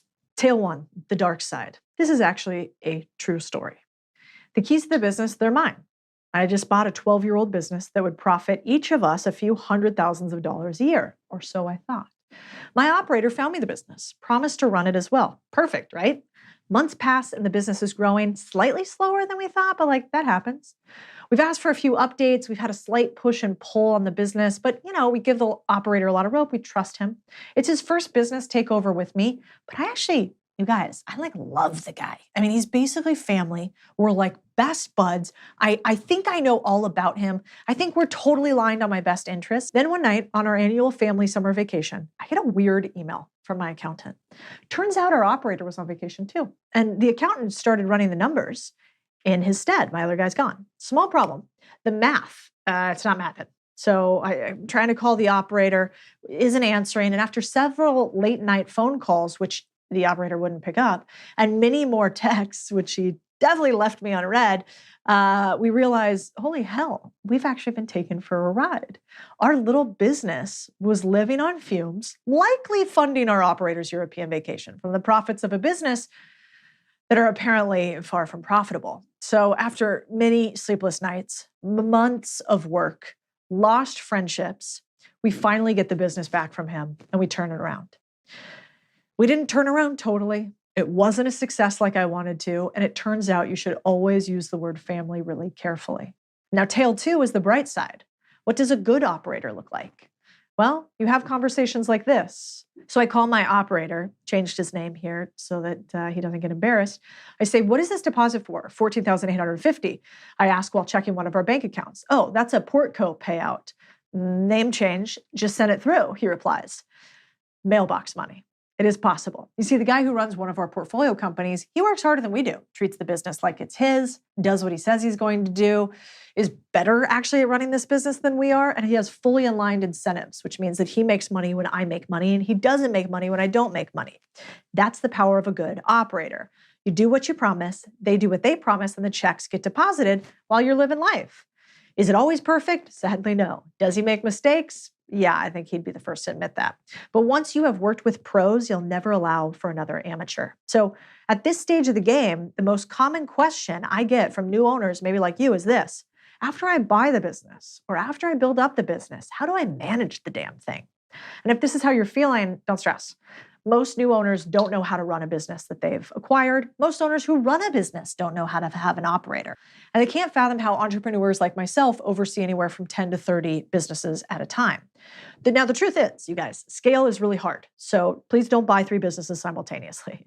But we all start off as beginners, and this game is one that can be an oddly fun mixture of bull riding meets tequila shot drinking, I guess. Because once you get to a certain level, I have a lot of businesses, you can see them all on Main Street Holding Company. I think there's 22 listed on there, and I only run really one. Many want you to believe that business ownership and operations is really difficult. You, the average person, can never do it. How dare I, Cody, simplify, and how dare you try? And my response to them is always, okay, if it's so hard being an owner, why don't you go back to being an employee? At which point they will chuckle and say, well, yes, I guess it is better than that, but I'm different. I'm something special. Now, the key to running a bunch of businesses and not driving yourself crazy is an operator. Do you actually need one? Short answer, no. I've bought many businesses to replace a job and then ran it myself to start. Long answer, I think it's way more fun than doing it all yourself. So consider my own experience with a laundromat. This might shock you, but I do not, in fact, know how to fix a washing machine. My husband doesn't even allow me to wash our own clothes for fear of my ineptitude with our residential machine. So you can only imagine the first day I walked in as the owner, I would have rather swam with sharks than be tasked with laundry operations, like mixing soap for large wash bashes, opening coin collectors. Like, I had no idea what I was doing, you guys.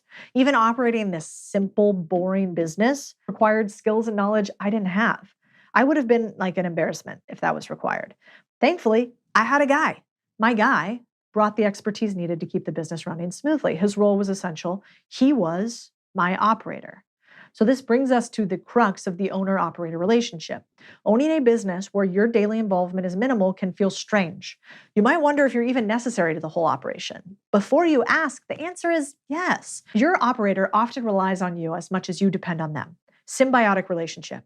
Your investment, their expertise. Together, that's how you have success for both parties. The most effective way you learn is by modeling, right? You want to ride a bike?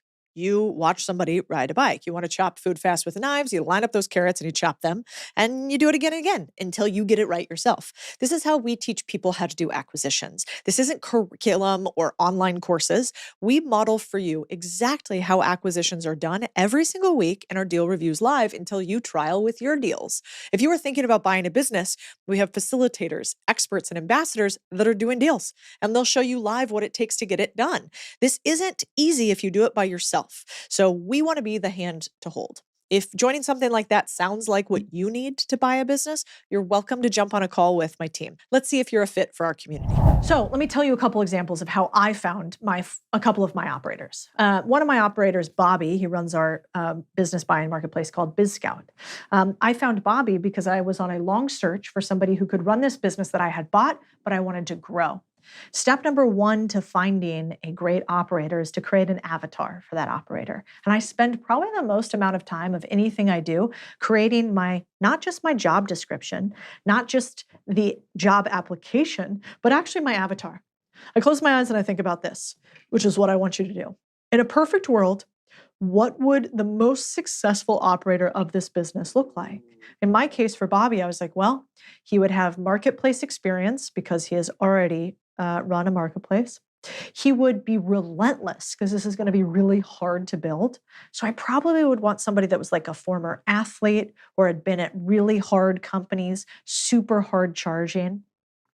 Then I was like, I would also want him to be good at sales. I think a lot of the job of being operators of companies is selling people to come with you and also selling your customers and also selling third parties and vendors. So I wanted him to be good at sales. He also needed to have technical ability. He's got to be able to understand the technology and hire engineers. And then I wanted a history of winning. I really never believe in hiring people when they are on a losing streak, just like I don't believe on betting on sports teams when they're on a losing streak. It's the same thing. They've got to break that streak and then they can come and work for you. And so out of all of this, I found Bobby. I went through, 50 plus resumes to find Bobby. And what I found was Bobby, one, he was Brazilian Jiu-Jitsu and also did different types of fighting. So athlete. He was also a former basketball player. Bobby also worked at a couple really high-performing companies, including SeatGeek and Amazon. Bobby also had a history of winning. He had grown both marketplaces he was at substantially. He was great at sales. He had led sales teams before. And a sneaky one that's good for an operator, other people wanted to come working for him. And one of my sneaks to figure out if somebody is actually a leader or a manager that nobody wants to follow is asking them this question. Amazing. I don't know if we're going to have the budget for it, but if you came over to our company, is there anybody that you think we absolutely have to bring over? That you're like, gosh, these guys on my team are so good. We should totally bring them.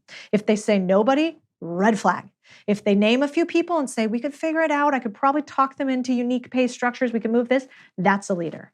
So in my case, hiring an operator was mission critical because I wanted the business to become a well-oiled machine under his daily supervision.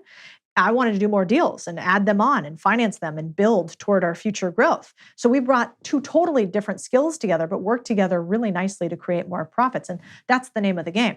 And if I hadn't found Bobby, I probably would have been really miserable running this business. I would have been miserable. I did not want to run this marketplace and my own business. I actually think it's really hard to run multiple businesses at once. I highly implore you to not do it. So here is how I find Bobby's. Let's see if we can find one for you. One, I like to steal proven talent. Let's say you're buying a car wash. Start getting to know, going to, and calling all the top competitors in your area. The best talent does the job already, but for somebody else. The best talent is not looking for a job. Don't sleep on stealing proven talent from other businesses, especially ones where you love the business. That is number one, burn it into your brain. This is how I get most of my talent. Number two, ex-military. Former military members often make incredible operators. Disciplined, they establish hierarchy, they can make decisions under pressure. Programs for veterans are a fantastic place to scout for potential operators.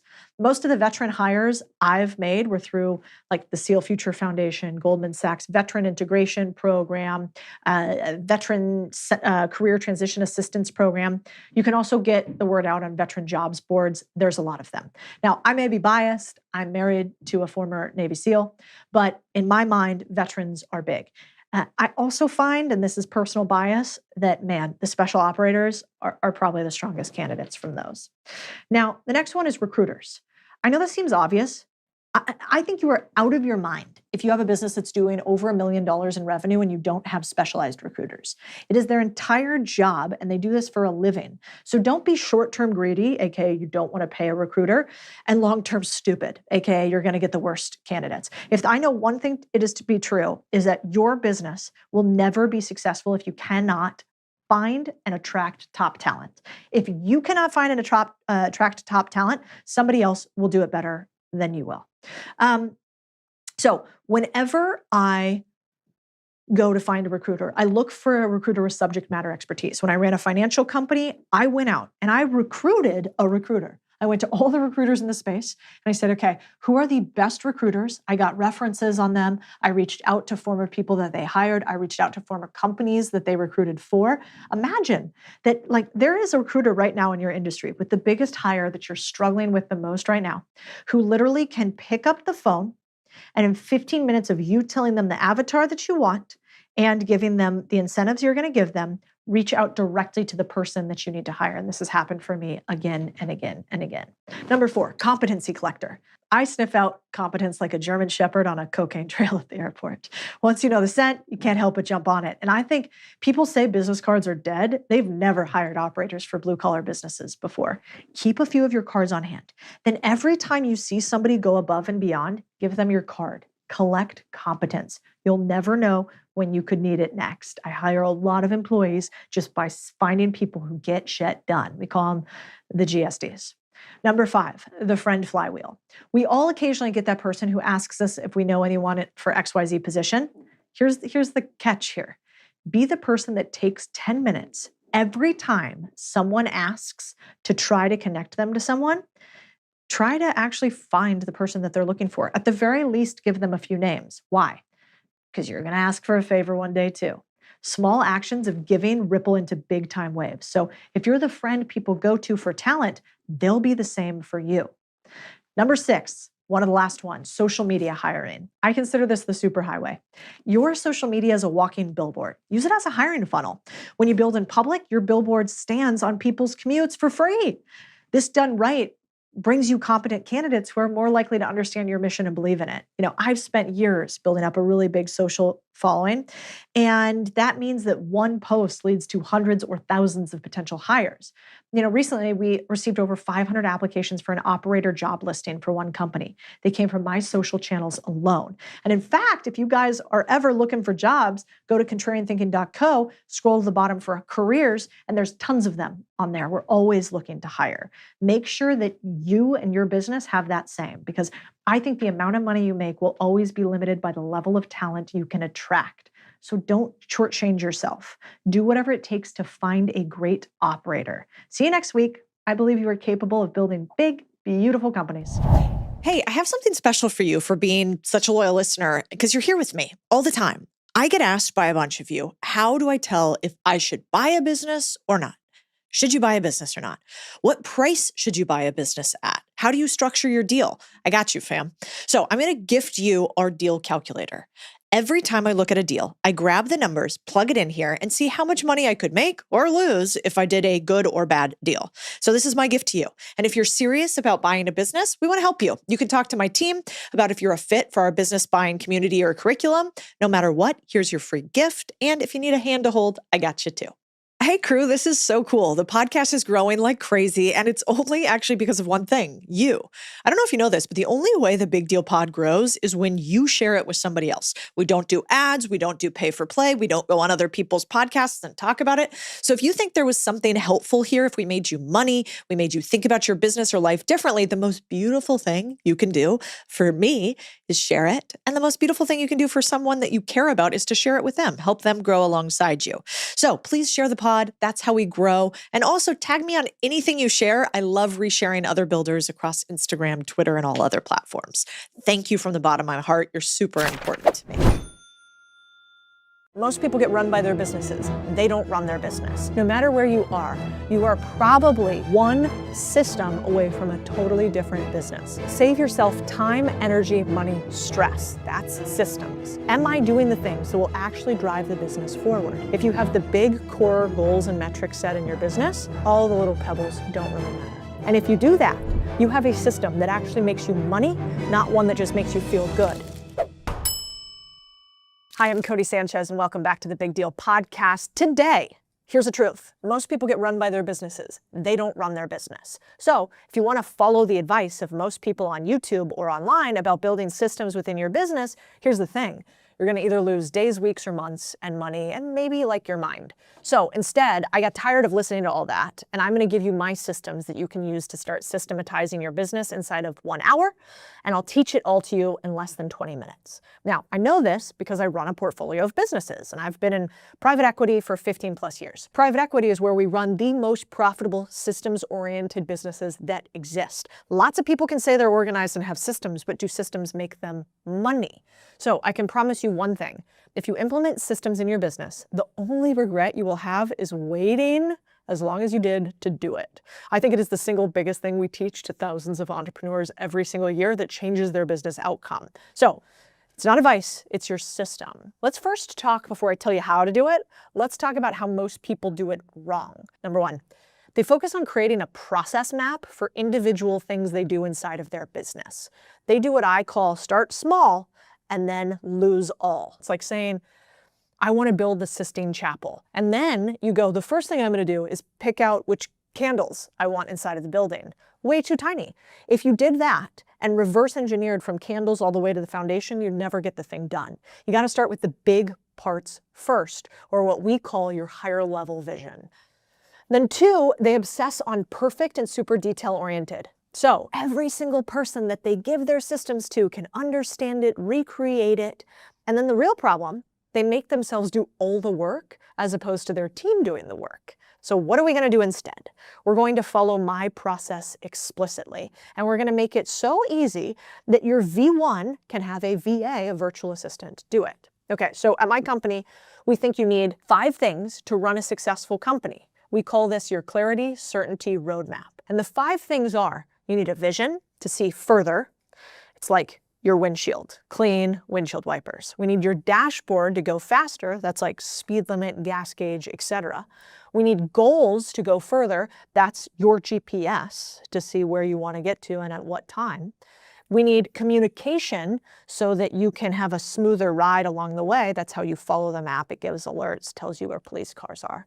And then we need people to flow the business together so you're not doing it by yourself. The people being maybe the people who work on your car and keep it up and running, the music and the stereo. Now, I call, when we put all 5 of these together, our scaling operating system. And we think that if you have this GPS for your business, then you will go further. So the GPS starts with game plan. We help you set up your vision, what we call your game plan for your company, your life, and your team. If you don't have a destination set, hard to get there. Then the P stands for people. We help you surround yourself with operators, deal scouts, capital partners, and advisors who've actually bought and scaled businesses, not just talked about it. And then we help you build your team to your plan. Then system, this is where you integrate how do we from, let's say, hire to continue to train to sell. How do you implement an SOP for everything? And we steal ours from 15 years of operating businesses. And so I want to walk you through a couple of things that we think about in this regard. So number one, I want to talk to you guys about peak systems. How do you decide if a system is good or bad? Well, we spell peak like this, P-E-I-C. And what it means is that you need proven battle-tested frameworks. So those are things that have existed for a long time. You need explicit processes. That means like, I like a cup of coffee that is black with a teaspoon of coconut oil in it, and I like it warmed up in the microwave for 1 minute and 30 seconds, as opposed to, I like a coffee. We need implementation. So if I want the same coffee every single time for my team, how do I make sure that they know that that's how I like my coffee? Well, you have a system, then you have a checkpoint, then you have continual communication. We'll talk about that. And then number 4, maybe you realize eventually you want a little cinnamon in this bad boy, and it's better if you have cinnamon in it. And so what's your continuous improvement plan? How often do you check in on your systems to update them? So I think there are 7 things in every business that you need to add your systems to. You need to have a vision. You need to have models, you need to have tempo, you need to have people, you need to have ops, you need to have marketing and sales and finance. So today I want to talk to you just about the number 1 system that is your foundation, not the candles on the Sistine Chapel, but the foundation. It starts with your vision. I believe your revenue is a reflection of your vision dashboard.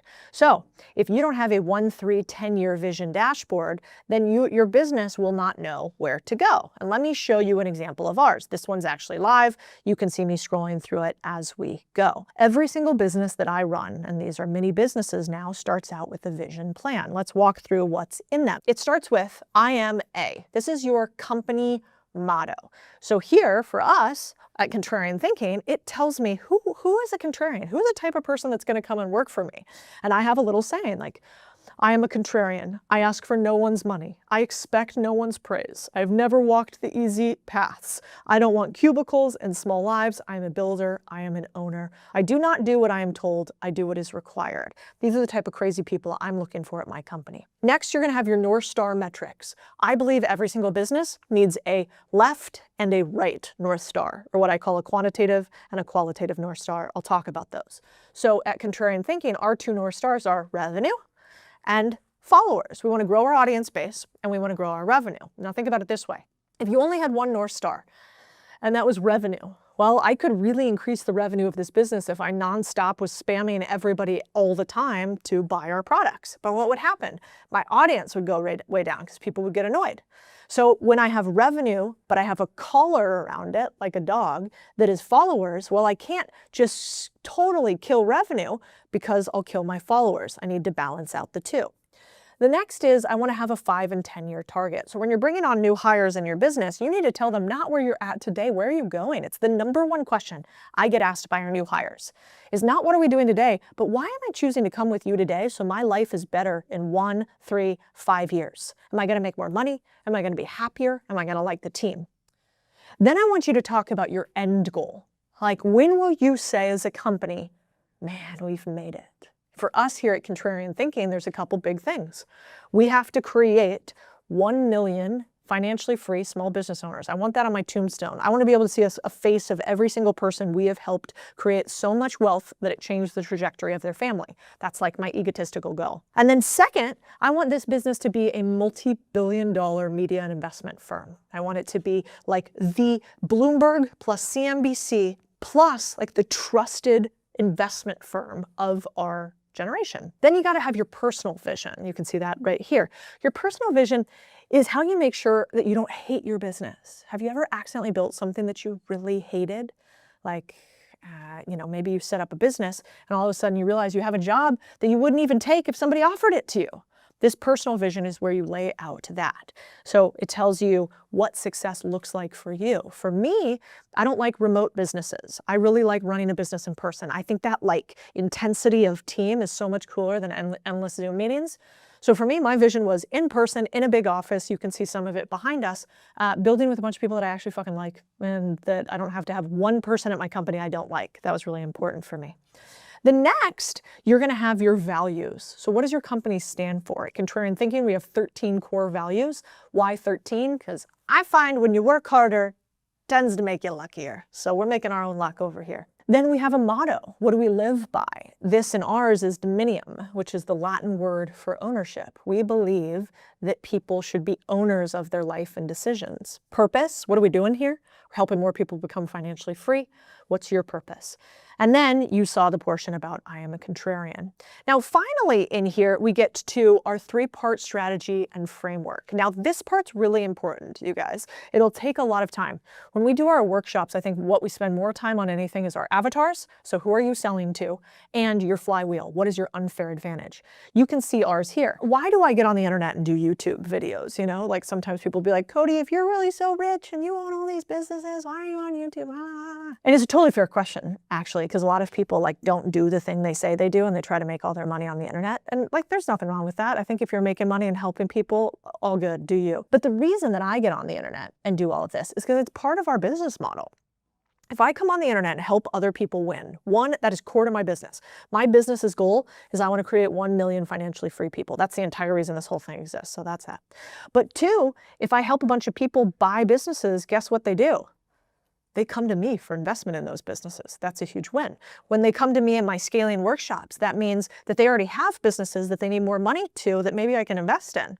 And then also, I'm talking about this all the time, so we get investors. We have Contrarian Thinking Capital, our venture capital firm, where we let some large institutional investors come in and invest alongside us. So from the content, I get deal flow, I get investors, and I get to fulfill our mission. That's our flywheel. Then we get into our avatars. This is really, really important. We could do a whole video on this. Let me know if you guys want a video on avatars. Just drop it in the comments or write it in the reviews wherever you're listening to this platform. But your avatar is the difference between you serving somebody that makes you no money and you don't like, or you serving somebody that gives you so much money it almost makes you uncomfortable. And if you outline your avatar correctly, it should be the latter and not the former. We helped one of our members, for instance, in a landscaping business. He had a residential landscaping business. That was like 80% of his revenue was houses, right? And he had 20% of his revenue that was commercial. So it would be like coming to my office and cleaning out the landscaping and cleaning out the grass and trimming it and watering the trees and plants and planting, etc. This commercial one was only 20% of his revenue, so he was going to get rid of it, focus on the 80%, narrow down. That's what people tell you to do on the internet, right? Well, the thing is, that commercial business had like double the profit margin, and they were way stickier. They stayed with him forever. So he could spend more on getting more commercial clients. He ended up flipping his entire business. That avatar ended up getting him to his first 10 figures. I'm sorry, not 10 figures, that'd be sweet. His first 8 figures in revenue, his first $10 million. And so nailing your avatar is really important. That goes into your vision plan. Then we get into your product pillars. What do you sell? So here, if we're trying to help more people become financially free, do you know what we sell? Well, we sell our community. People joining the community to grow. We sell our investment vehicles, people taking money from us. We sell our books. You've seen Main Street Millionaire, and you want them all in one place like this on your vision because you don't ever want your team to guess. Then you get down below it and it's just a breakout of your products. In one paragraph, can you really clearly iterate what you sell? The most important part though is this.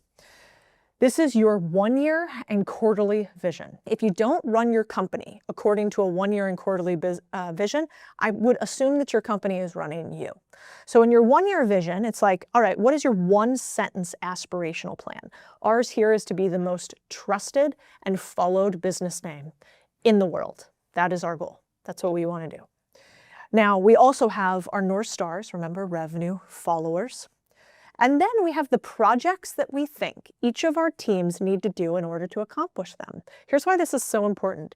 When you break this down by year and a quarter, do you guys ever feel like things creep on your to-do list? Like, you know, at one point you're like, I have like 3 things I need to do today, this week, this month, this quarter. All of a sudden you've got 50. And so what do we end up doing as humans? Well, we have something in our reptilian brain that likes to check off small to-dos. And so you can waste your life through busyness. And what the quarterly plan allows you to do is only focus on the projects that are core. And you ask yourself if the team is actually following through on that. So let me show you what this looks like.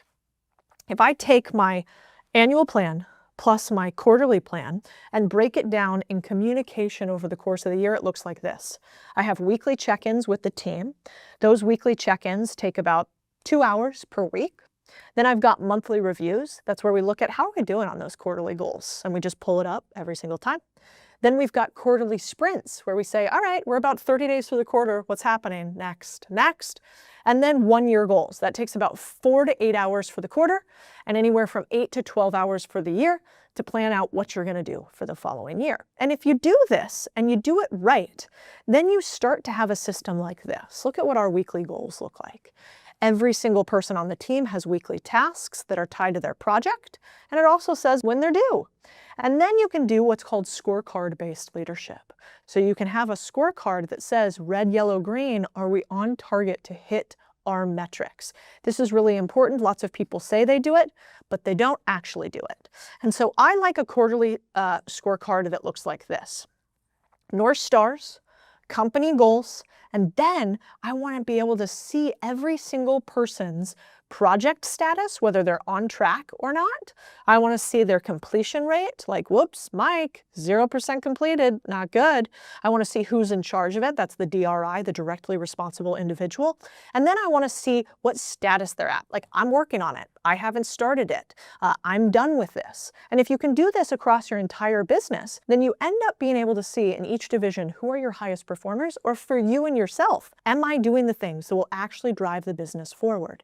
And if you do that, you have a system that actually makes you money, not one that just makes you feel good. Forget about the fucking candles and focus on the fact that if you have your big deals done, if you have the big core goals and metrics set in your business, and you hit those, all the little pebbles don't really matter. All right, guys, if you like this first operating system video, let me know. I think this will change your business forever if you implement it. And if you guys need help with this is what we do. We have quarterly scaling workshops where we teach you how to implement this plan and put it in your business. We have books on the subject. We have a team that'll take a consulting call with you to see if we can help you. So if any of that is of interest, you can click the link below, talk to my team. But just know this, no matter where you are probably one who, we might be that who for you, and one system away from a totally different business. Because a system stands for save yourself stress, time, energy, money. All right, see you next week. If you are having sex with a woman for 5 to 6 minutes, 90% chance she's not orgasming, even if she sounds like she is. I am thrilled today to bring on Dr. Rena Malik. She has a giant following online from being willing to talk about the taboo subjects in a way that is science and data backed. Are we having less sex than ever before? Absolutely. Are there any studies that show how often women actually fake an orgasm? 40% of women faked an orgasm. But men also fake orgasms. Whoa. Yeah. Is the G-spot real? Really? If you exercise 150 minutes a week, moderate intensity cardiovascular exercise, it's as good as taking a Viagra. Wow. Women who watch porn and read those like kind of romance fantasy novels, it might increase our sex drive. Hi, I'm Codie Sanchez, and this is the Big Deal podcast. I want to talk about a thing we don't talk about enough, which is how to have sex, how to have better sex, how to have sex longer with a partner that you adore. And so this podcast is really, really a special one, I think. And I wouldn't bring just anybody on here to talk to you about this. There's lots of people who talk a lot on the internet about things like sex. When we come to a subject matter like this, I wanted to bring you the best. She has published 80 peer-reviewed publications and been an online content editor for the Journal of Urology. You're going to want to listen to this episode. And I can also promise you, you're probably going to want to send it to a few friends. The reason that I wanted to have you on today was not to talk about health broadly, but, I talked to our mutual friend and she was like, you have to talk to Dr. Malik about sex. And I was like, excuse me? I'm like in my spreadsheets right now. What are you talking about? You're like, that's not what my audience comes to me for. And she was like, there is an underpinning of society that obviously we have to procreate. And you're happier. There's some studies that show that you might be wealthier if you procreate and get married and have kids. And so I think it's important that we talk about sex. At the end of this little session, what I'm hoping people listening to today will get is maybe just having better sex, maybe having more sex, maybe not feeling bad asking the questions that they want to know about good or bad sex. Erectile dysfunction, not. So at the end, I hope everybody's like, oh, this is amazing. Now I can go have a little bit better sex, a little bit more sex, because who doesn't want that? Everybody wants that. Yeah, except bad sex. Nobody wants more bad sex. Right. And that's the thing. There's a lot of bad sex. There's a lot of bad sex because people are not educated, right? They're like, they see what's on porn or what's in even media, right? Like a guy penetrates a woman, within minutes they're orgasming, she's happy, he's happy, and it's like, oh, it's the best thing ever. It's like, that's not reality. When you look at first-time sex encounters, so let's say a man and a woman, 45% of the time the woman's going to orgasm, only 45%. If you look at a lesbian first encounter, 95% of the time they orgasm. That's such incredible advertising for lesbians everywhere. 95% of the time. Because they know the anatomy. Wow. It's so simple. They just know the anatomy. Of course, it makes all the sense in the world. Right. They're It's also not like handy. They got all these extra pockets. Like, I just feel like being a lesbian that sounds great. I wish, Yeah. turns out I'm into dudes. Yeah, me But too. good on you guys. Yeah. That's incredible. Yeah, it's not that they're, better. They just are more knowledgeable. Absolutely. Like, what are some of the biggest myths that even smart people believe about sex these days? I think the biggest myth is that the bigger the penis, the better the sex. And yeah, sure. Some women have orgasms from cervical stimulation, but not a lot, right? So 85% of women need clitoral stimulation to climax, which doesn't require a large penis.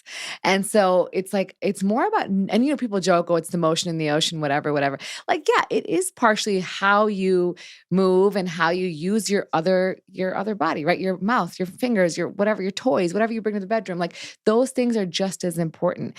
And honestly, it's not even just about penetration. Like, it's about using, like, exploring, finding your erogenous zones, like you stimulating other areas and not just being so genital focused. Like, it's not all about the orgasm. It's also about the pleasure you feel while you're being intimate and the connection you have with the person.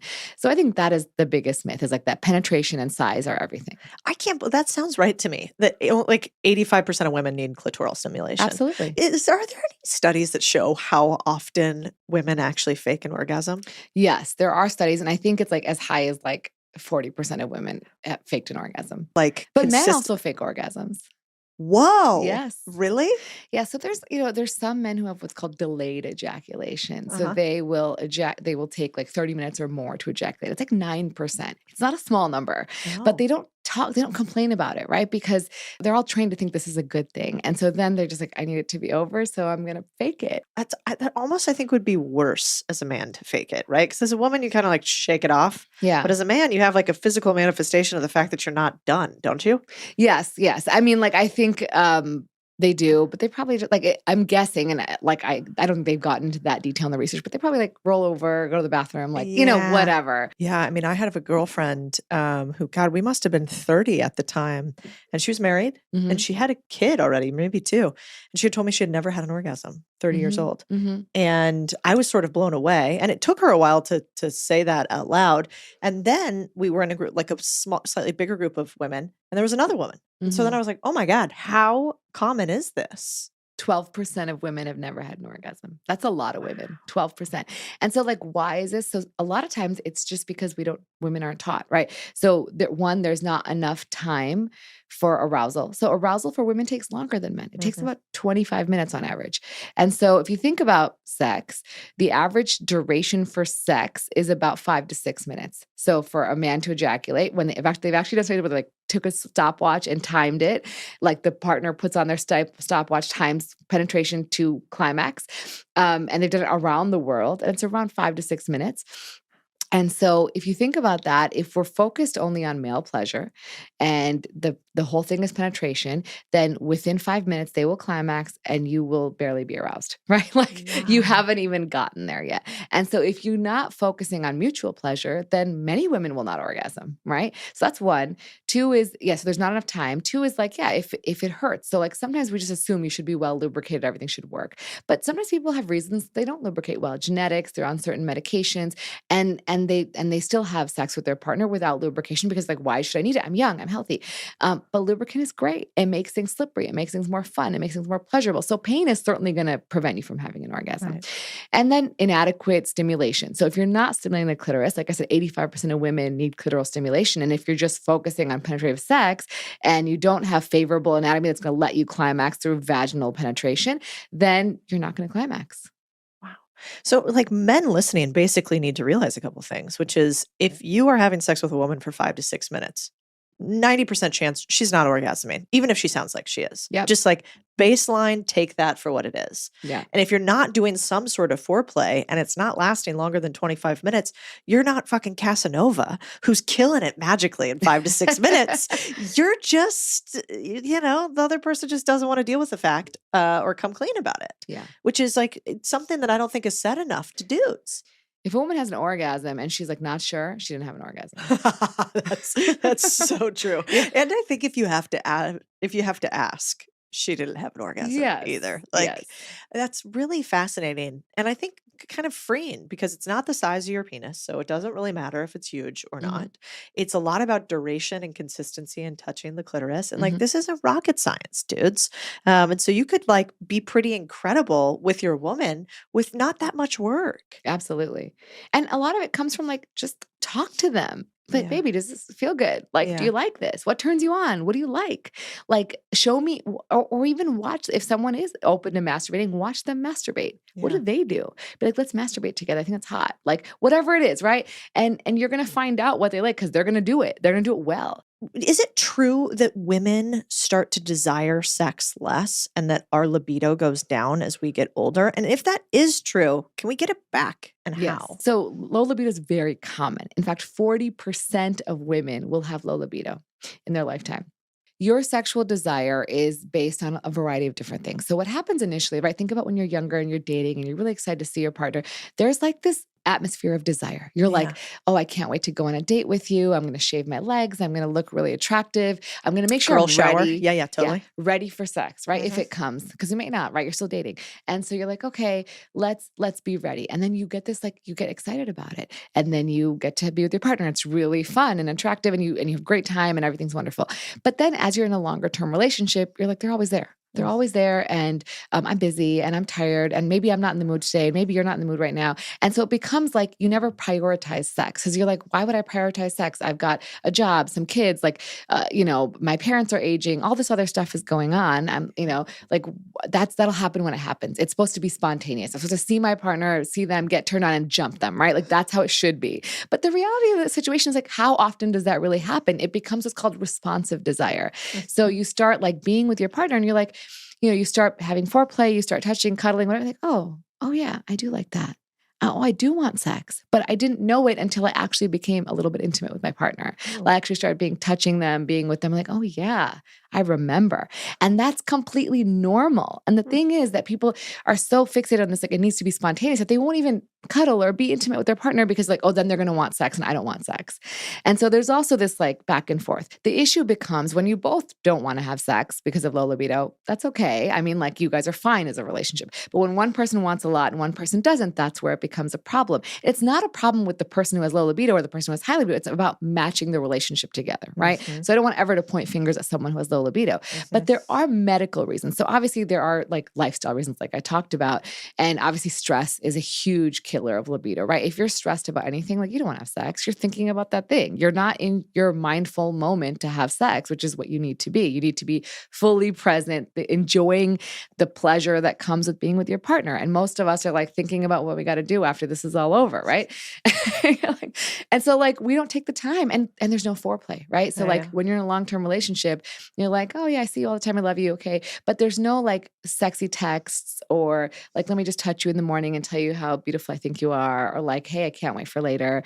Like there's no planning. Like, hey, this is going to be our time. This is going to be our time for intimacy. And let's, instead of date night where we go out to dinner and just talk, which is still really important, like, and then we're bloated, we don't want to have sex afterwards. It's like, let's actually say, hey, this is going to be time for intimacy. Like we are going to shut everything else out, put our phones away, be together, get naked. And if sex happens, it happens, but let's just like enjoy each other. Let's like put the pressure off like, oh, I have to have sex. Let's just want to appreciate each other. So like, those are things that I think you can work on as a relationship, but there are reasons, like I said, why libido declines. So in women, we know that libido declines. And one of the reasons is because of testosterone. So testosterone in women, we have more testosterone than we do estrogen in our bodies. So we actually, and that is the hormone of desire. And so we talk about, it's actually having a moment right now, testosterone, but we know that it declines, and it doesn't decline like in menopause, like abruptly, but it declines quite significantly. So you'll find that your testosterone starts declining, and that can affect your ability to have desire. And so that's one reason. And then, so we have, off-label ways to improve desire, and we have on-label ways in terms of medications. So we have 2 on-label medications for premenopausal women. Now, they work for postmenopausal women. They work for men, but they are just studied for that population. And so there's one, which is a pill you take every night. It's called Addyi. You take it every night before bedtime. It slowly increases your desire. So it's not like you're going to take it and all of a sudden have a desire, but you might like be doing the dishes and a TV show comes on and you're like, oh, that's kind of hot. And you never thought that before, right? And you're like, okay, I feel myself coming back. I'm getting myself back. I feel like myself again. And then another one is Vyleesi, which is an injection you give yourself 45 minutes before sex, before you want, basically.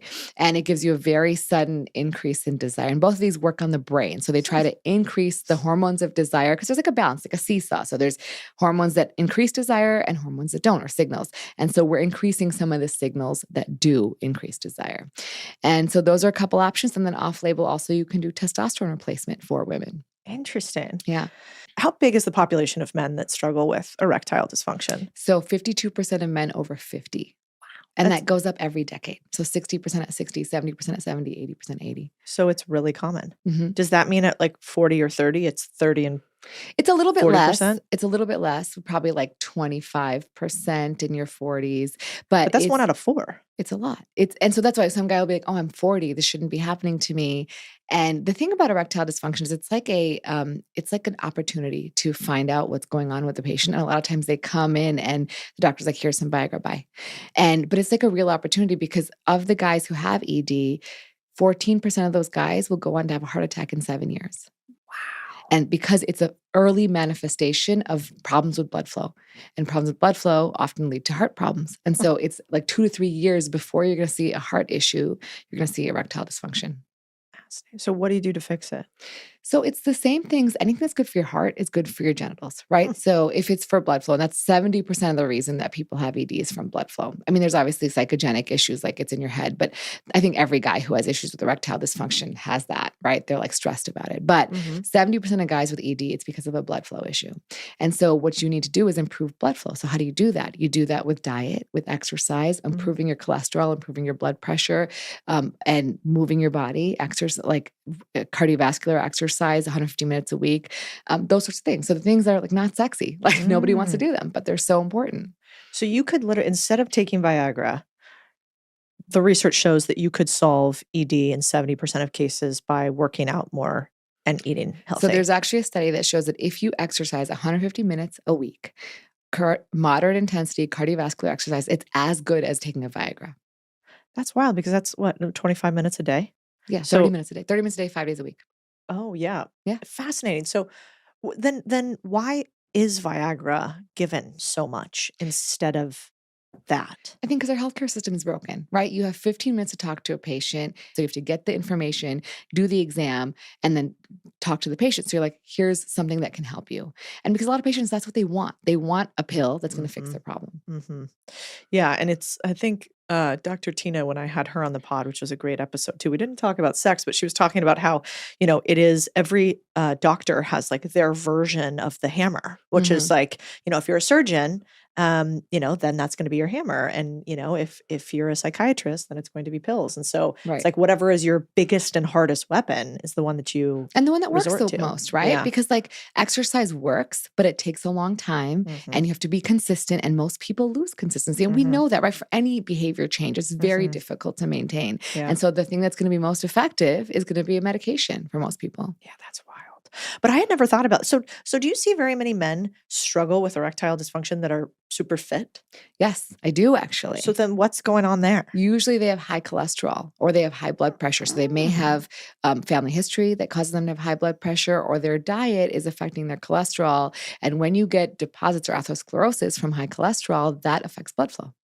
And so they may not know it. They're like really fit. They're like the specimens of men and their cholesterol is high and because of their diet or their genetics. And they then have issues with erectile dysfunction. Because you said something fascinating to me, which is that women who watch porn and read those like kind of romance fantasy novels actually might increase our sex drive. Yeah, I think it depends. So it depends on how good your sex is in general. So if you are dissatisfied with your partner and you're using these movies or books to escape and get pleasure for yourself, then it's not going to lead to more intimacy because you're already having bad sex with your partner, right? But whereas you're in a good, healthy relationship, you enjoy your partner and you're just using these as tools, right? To enhance your pleasure so that when you're with your partner, you're really easily getting into the mindset of being able to be pleasured and to be focused and mindful and enjoy. Whereas I think sometimes that's the hardest part for women is that you can't get out of your own head, right? And we say that, but there's data to it. So when you look at studies of Lori Brotto is a researcher who did the study, they did 20 minutes of mindfulness for women who were having low libido, 20 minutes of mindfulness outside the bedroom every single day. And they saw that after, I think it was 6 or 8 weeks, they had significant improvements in all the domains of female sexual function, desire, arousal, libido, everything. And orgasm, everything. And a lot of those women, when they followed up with them a year later, many of them were still doing mindfulness because they had, and without being prompted, they were still doing it because they had so much benefit from it. Because being mindful outside of the bedroom helped them be more mindful in the bedroom. What does a mindfulness practice for sex look like? It's just, there's different ways to do it, but generally think about clearing your head and trying to focus on, your breath and your body and, thoughts will come in, but sort of saying, okay, let that one go, come back and focus. And sort of just training your brain to be able to focus on your body, what it feels like in space, your breath, those sorts of things. Oh, so it's not like visualizing sex. It's literally just straight up mindfulness. Just straight up mindfulness. Yeah. So almost meditating could help you have a better sex life? Yeah, absolutely. Fascinating. I had no idea. Yeah. But I guess it does make sense though for women because we're always thinking about something else. Yeah. You could think about it, right? Even doing a podcast, we have long conversations with people. So we're better at listening for long periods of time because we've trained ourselves to do that. Whereas someone else may not be able to listen to somebody for 2 hours, right? And we talked a little bit about porn for women, but let's talk about porn for men. Mm-hmm. I've heard lots of negative things about porn. Is porn bad to watch? Yeah. So I think that there are, I think there's a few, it's a very complex and nuanced discussion. So I think porn has been around for a long, long time, right? Mm-hmm. It's not new. Porn has been around for a long time, but it's never been as accessible as it is today. It's in our pockets. It's everywhere you go. You can literally pull up a porn video for free anytime. And so that's a problem because people will use it as an escape from distressing emotions. So it's why are you using porn? There's actually studies that look at why do people use it? So people use it for pleasure. People use it for learning new skills. People use it to escape. People use it to avoid negative feelings. And that's where it becomes a problem, right? You use it for negative feelings. And then and if you have some, moral incongruence, you feel shame because of using it, because of the way you were raised or because of what society tells you. And then you feel more bad feelings and then you use it again. And then you have more bad feelings and it becomes this vicious cycle. And so that's where it becomes a problem. But there's many, many people. I think realistically, 90+% of the population has watched pornography at some point in their lifetime. And most people just use it as a tool to have pleasure, to enjoy, to entertain, right? Yeah. And in those cases, people tend to do fine. It's when it becomes this moral incongruence and this shameful spiral where people start really having a problem with it. And then it starts being oh, I'd rather watch porn than hang out with people because that gives me distress. Or I'd rather watch porn than hang out with you or get rejected from my partner because I don't have to work at that, right? And so they start using it not as a tool for pleasure or enjoyment, but as a tool for escaping life. So are there studies that show the more porn you watch, the less sex you have? Not necessarily. So it's not necessarily always correlated with the amount. So if you have, let's say, a moral incongruence, even if you watch porn once a year, you might be very distressed by it, right? Whereas somebody could watch porn every day and just use it as a tool and they watch it with their partner. And actually couples who watch it together tend to have more sex. And couples who have the same sort of consumption patterns. So say your partner watches it 3 times a week and you watch it separately 3 times a week, they show that those couples tend to have more sex because they both have similar thoughts and ideas about, I'm extrapolating, but probably because they have similar ideas or they're more aroused together, whatever the case is. And whereas when there's this dichotomy where someone's using it a lot and someone's not, that's usually where we see more problems. If you're married and your partner is using porn instead of having sex with you, which seems to be like, this is something people are talking about. Like, we're not having as much sex as I want, but my husband's watching porn or vice versa. What do you do in that instance? And is that bad or good? Yeah, so this is a relationship issue, right? So if they're watching porn and they are like rejecting you for sex, that's a problem, right? That's a sign that it's a red flag, right? That's a problem. Whereas if they're watching porn and they initiate with you and you like don't want to all the time, they're also humans, right? So they're like, you keep rejecting me and I still want to have pleasure. So I'm going to go somewhere else and get that pleasure without cheating on you, right? Like I might like use a movie.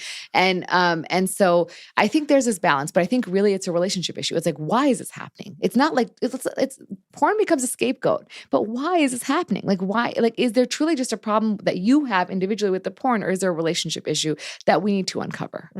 So I want to break down two things. So one is, let's say that you're not having the amount of sex you want to have right now in a relationship. What are a couple of things you could do today to change that? You've given some pill examples, but what else, like practice-wise, would you say this could work? So first and foremost, talk to your partner. Like stop thinking about yourself, like actually sit down and be like, hey, I want to talk to you about sex. It doesn't have to be in that moment. Give them a heads up because look, no one knows how to talk about sex. It's very uncomfortable, right? I talk about it all the time, but like I know when I talk to people and I can feel them getting uncomfortable, right? And so I think it's like, you have to give people heads up and realize like their response might be like, oh, hell no. Like, does this mean something's bad? Is something wrong with me? Am I not pleasing you or whatever? Right. And so I think first give them a heads up, then like, be like, hey, I just want to talk about our sex life. Like, I think we are great and I just want to make it better potentially, and start with the good, right? Like, and ideally I tell people like, don't do it looking them face to face. Maybe go on a walk, maybe in the car. So like, it's the first time you're having a conversation, and just start by finding like, what turns you on? And that's a great way to, even with a new partner, what turns you on? Like, what do you like? You know, and this is what I like. And like, oh, that's great. And like, do you like this? Like, and it could be nonverbal when you're with them. And if it's a new partner, right? Like, you know, like, you hear them responding in a certain way, that means they like it. And that's why I don't like faking, right? Like, don't fake. Like, when you like something, you will automatically make the noises they want to hear, right? Like, you don't need to fake it. But so, yeah, I would say that's first and foremost is start the conversation. It is not going to be one conversation. It's going to be an evolving long time. Every so often you're going to have to sit down and talk about it, like what works, what doesn't. Yeah. And I think the other thing is like adding novelty, right? So we think about like, it's good to have a routine, a comfort, like, oh, this always works. We both like enjoy it. We both climax, whatever it is. But like it gets, you know, if you're eating dinner, you don't want to eat chicken every day. Right. So some days you want to have a steak or you want to have tofu or like whatever. Right. And so it's like you want to change it up. And the same thing goes for sex. So it doesn't even have to be that crazy. Like it might be doing it on a different side of the bed or like in the kitchen instead of the bedroom. Or you could buy stuff, like you could buy things to just play with and have fun. Again, sex is supposed to be play. It shouldn't be that serious. So like just be open and be playful and enjoy. And I think you will find that just incorporating these small things can make a huge difference. Is it ever possible in relationships for it to just stay spontaneous forever? Or is that just something we are telling ourselves that is another way for us to beat ourselves up, that we read these romance novels, which are like women's form of porn, I think, these days. Yeah. And it's like all of a sudden the Hulk's picking up the woman every 7 seconds. They're having sex everywhere. The sex is glorious. She has to do nothing. You know, it's totally blissful.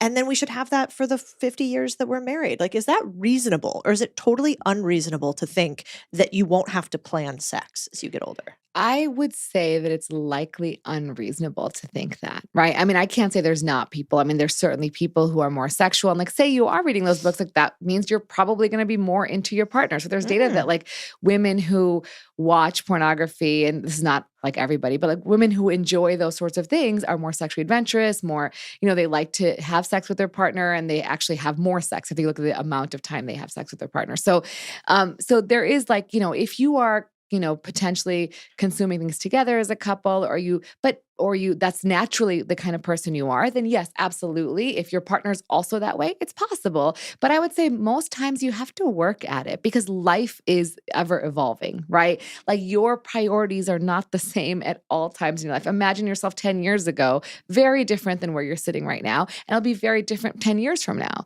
And so, it takes work. And I think the thing is people are so afraid to work at sex. Like, why should I have to work at sex? Right.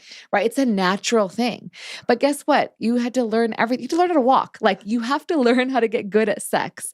And it doesn't just happen. You're not just going to be good at it because you're good looking or because you have a large organ or because like whatever. It's not going to just make you good at sex. Right. And so you have to learn, you have to practice, and you have to learn with your partner if you're in a relationship, right? Like what do they like? Everyone's not exactly the same. And so, yes, there's things that work for many, many people, but it's about finding out what they like and really like identifying that and playing. Sex is supposed to be playful. Is the G-spot real? Yeah, the G-spot is a zone, actually. It's not a spot. And I think people are like, where is it? What is it? Like, is it a button? Do I have to find it? Like, no, it's just an area, right? So it's like the top of the vagina, and it's about 2 to 3 centimeters in. That's where it's very densely